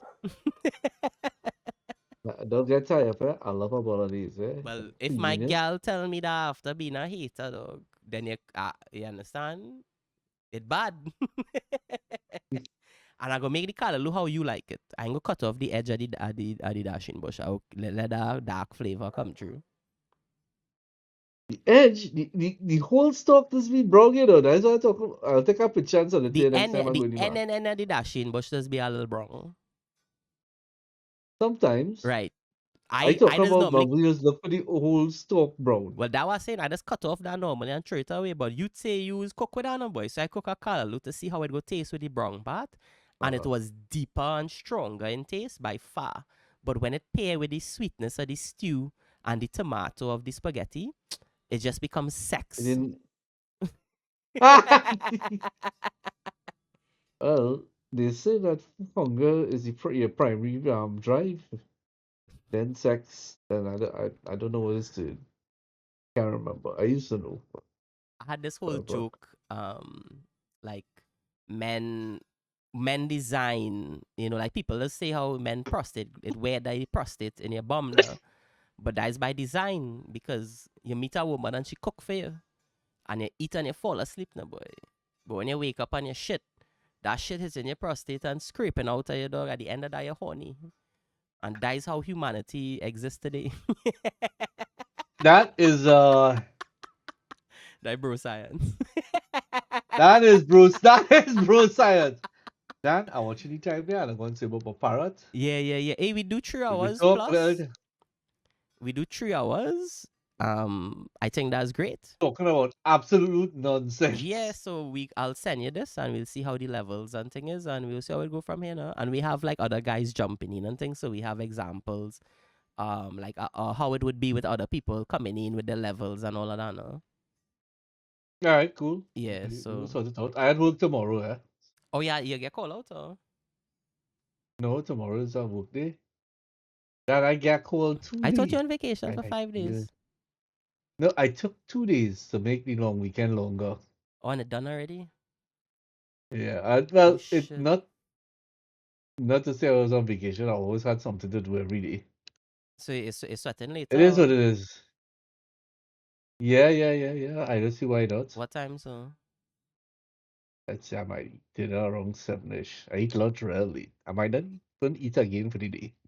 Yeah, I But know again. So next time we go talk about weight loss and those mentalities and thing, no? Because I know getting back into the I maintain that fat people such as myself know exactly how to lose weight. We just don't do what we gotta do to lose weight. yeah. I talking to my girl weeks now about it, like how to lose weight, no? And she's like, "Nah, I don't want to limit myself." And then I was like, "You're not And limiting people yourself, dog." yet somehow people who naturally prone to have to be low weight, skinny, fit. That's what to be telling you how to lose weight. And I was like, Dan, you're talking nonsense, you know. I mean, or it where it because empirically they will always look correct. No, but it dog, 'Cause this is they don't understand how hard it is in a dog. Like you literally eating at a deficit and overworking your body every day for a prolonged period of time. It I is, was trying to describe somebody how hard it is for me to do squats, right? ooh, dear boy. Because I have a big belly, it's getting my way. All right, so I just could never get the correct posture. My back was arched forward, and you know Yeah, you have to have a straight back. So I found a hack where I would hold the bar in front, and that forces me into correct posture right. and squat. But now my hands had to be in full support of that weight alone. My shoulders and my back not taking the load. So the little things like that they will never understand, Yeah. right? And well, I afraid cardio is squatting the too. next thing. It's so easy to get injured with squats. I, Which is why I yeah. adopted the frontal bar approach. So I make sure I don't damage my back. But let me say that I do some squats in over a year. So I just do like I I just do exercise with like my tibs and try to strengthen my tibias to get stronger knees and all of that kind of thing. how do you only boxing? None as box is just when I stop working out, boxing is not something I would start back doing immediately because I don't want to hurt myself. So like I would exercise for like 2 weeks and a half and get my fitness up a bit. I would start walking and thing, and then like when I'm comfortable and I'm feeling my hips strong and all of that kind of thing, others You don't take Fluffy for a walk around the savannah again? boy, I stopped doing even that dog. To be honest, I ain't bathe him in like a month or something. Like I Nada, get the dog a water and yeah, he don't like a no he dog. don't like to no well that he does smell, so you know as keep him clean, as give him fish oil and thing, as comb him out every day. But just like honestly dog is I live in a big place, and you know it's a little difficult to maintain everything. Is sometimes feel like the weight of it does be a little too much, and I just been depressed, I so you will know I will tell you I haven't that been cleaning, I walking. haven't been bathing, I haven't been eating properly, I haven't been exercising, and I just reach a low where I just can't go on like this anymore. Now I have to drastically I change my don't want life. to say who, but I know somebody who suffers from depression, and he said one of the biggest things he's done to counteract depression is cardio, as in Yeah. just having a walking for half an hour to an hour every day. But sometimes it's be hard to leave the house, and especially like is make excuses All right, you have because to. you know, You will always be making the excuse, yeah, but in your thing, you have other than depression. You have a dog that wants to go there and walk and smell fresh air and take a piss on a lampoos or something. I don't know what else yeah. to do. Don't make me feel too bad. Like the reason why is because my dog started pulling a little weight, and I was like, yo, I have to get him out there and walk because you know when dog like weight is what does determine the lifespan and all of that. Now. He can get fat, And for but especially he put on a little for weight. somebody like you, walking by yourself, not talking to anybody, you get to think about all the little grandiose ideas Yeah. That is why I and miss hopefully. walking the most, dog. Because when I go up in the mountain, I used to real get to think, dog, and my mind would relax. I would see trees, and when I come out of the mountain, nothing wrong, dog. You know. I think we engineered to appreciate nature, you know. Just being in the bushes does make We me feel we we better. are nature, Lawrence. I mean, you go, even the air, everything will smell better. Well, that's why And we cleaning products with pine because we grew up smelling the fucking pine since Neanderthal, dog. uh,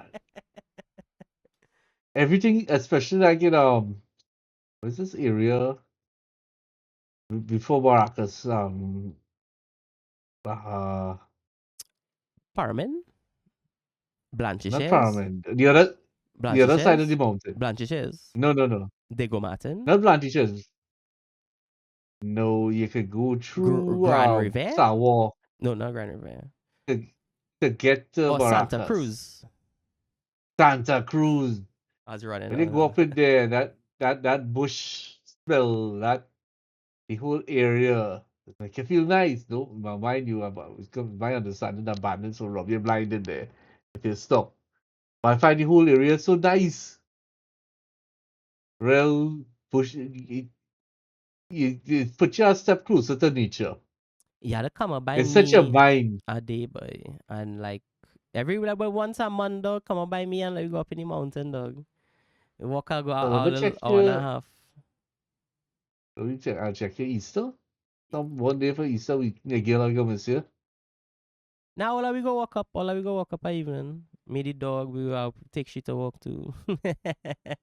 You feel safe taking your girl up that in them areas? No, up there like dozens of people walk up there in the evening and thing. So in that time of the Okay. day is very safe. It have neighborhood watch. It have cameras up there for people who to pick up people who littering and all of that kind of thing. So up there, like up by me, have there up in the mountain, and it have Eddie Hat to walk by me.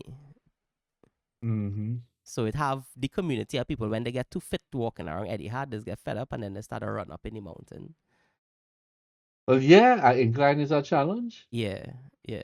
Nah, yeah, challenging for sure. I the reason why I stopped going up there too is because when the rain was falling, Macawell and I went up there and I see a coral snake a day now. And because I up there with the dog, I was a little afraid, so I stopped going up there during the rainy season. But yeah. That's part of its deal, eh? Nature coming with snakes. Especially I Trinidad actually, have real too much a snake dog. Too much a snake dog. that is why I stopped walking. My dad, dog. My Um, dad. Too much of snake stories, dog. That too much of snake in Trinidad to go up in the mountain just so, dog. so you know when you leave a place, nature does start to take over, right? Yeah. So down in Point up here, all the bushes, bamboos, and trees start to grow over the road and form the canopy. So I walk in a day, and I hear a kubo flapping its wings. So I look up to see them kubos to make sure the kubo will shit up on me or something. I see this thing moving like a predator. You know, the movie Predator, how they kind of. When I focus my eye, is a flipping mackerel snake crawling in the tree branches. The first thing is, fuck, let me get out of here. So I shook in reverse and started to run back up the hill. And two, as I running back up the hill, watching all the trees over me right now to see if we have our next snake in a tree ready to drop down on me. How that snake get up in the tree? Because mackerels is a thick, heavy, meaty kind of snake. Now, I was also paying attention for snakes because somebody else had sent a picture of a snake earlier on that year. A huge mackerel just no crossing the road normal. Hmm. So apparently down where we're working, full of mackerels. Now where we used to live, that full of coral snakes. So, which I had to expect. I was living on the bank of a dam, and that also came with the caimans and the violent ducks and all of them That a things. little scary.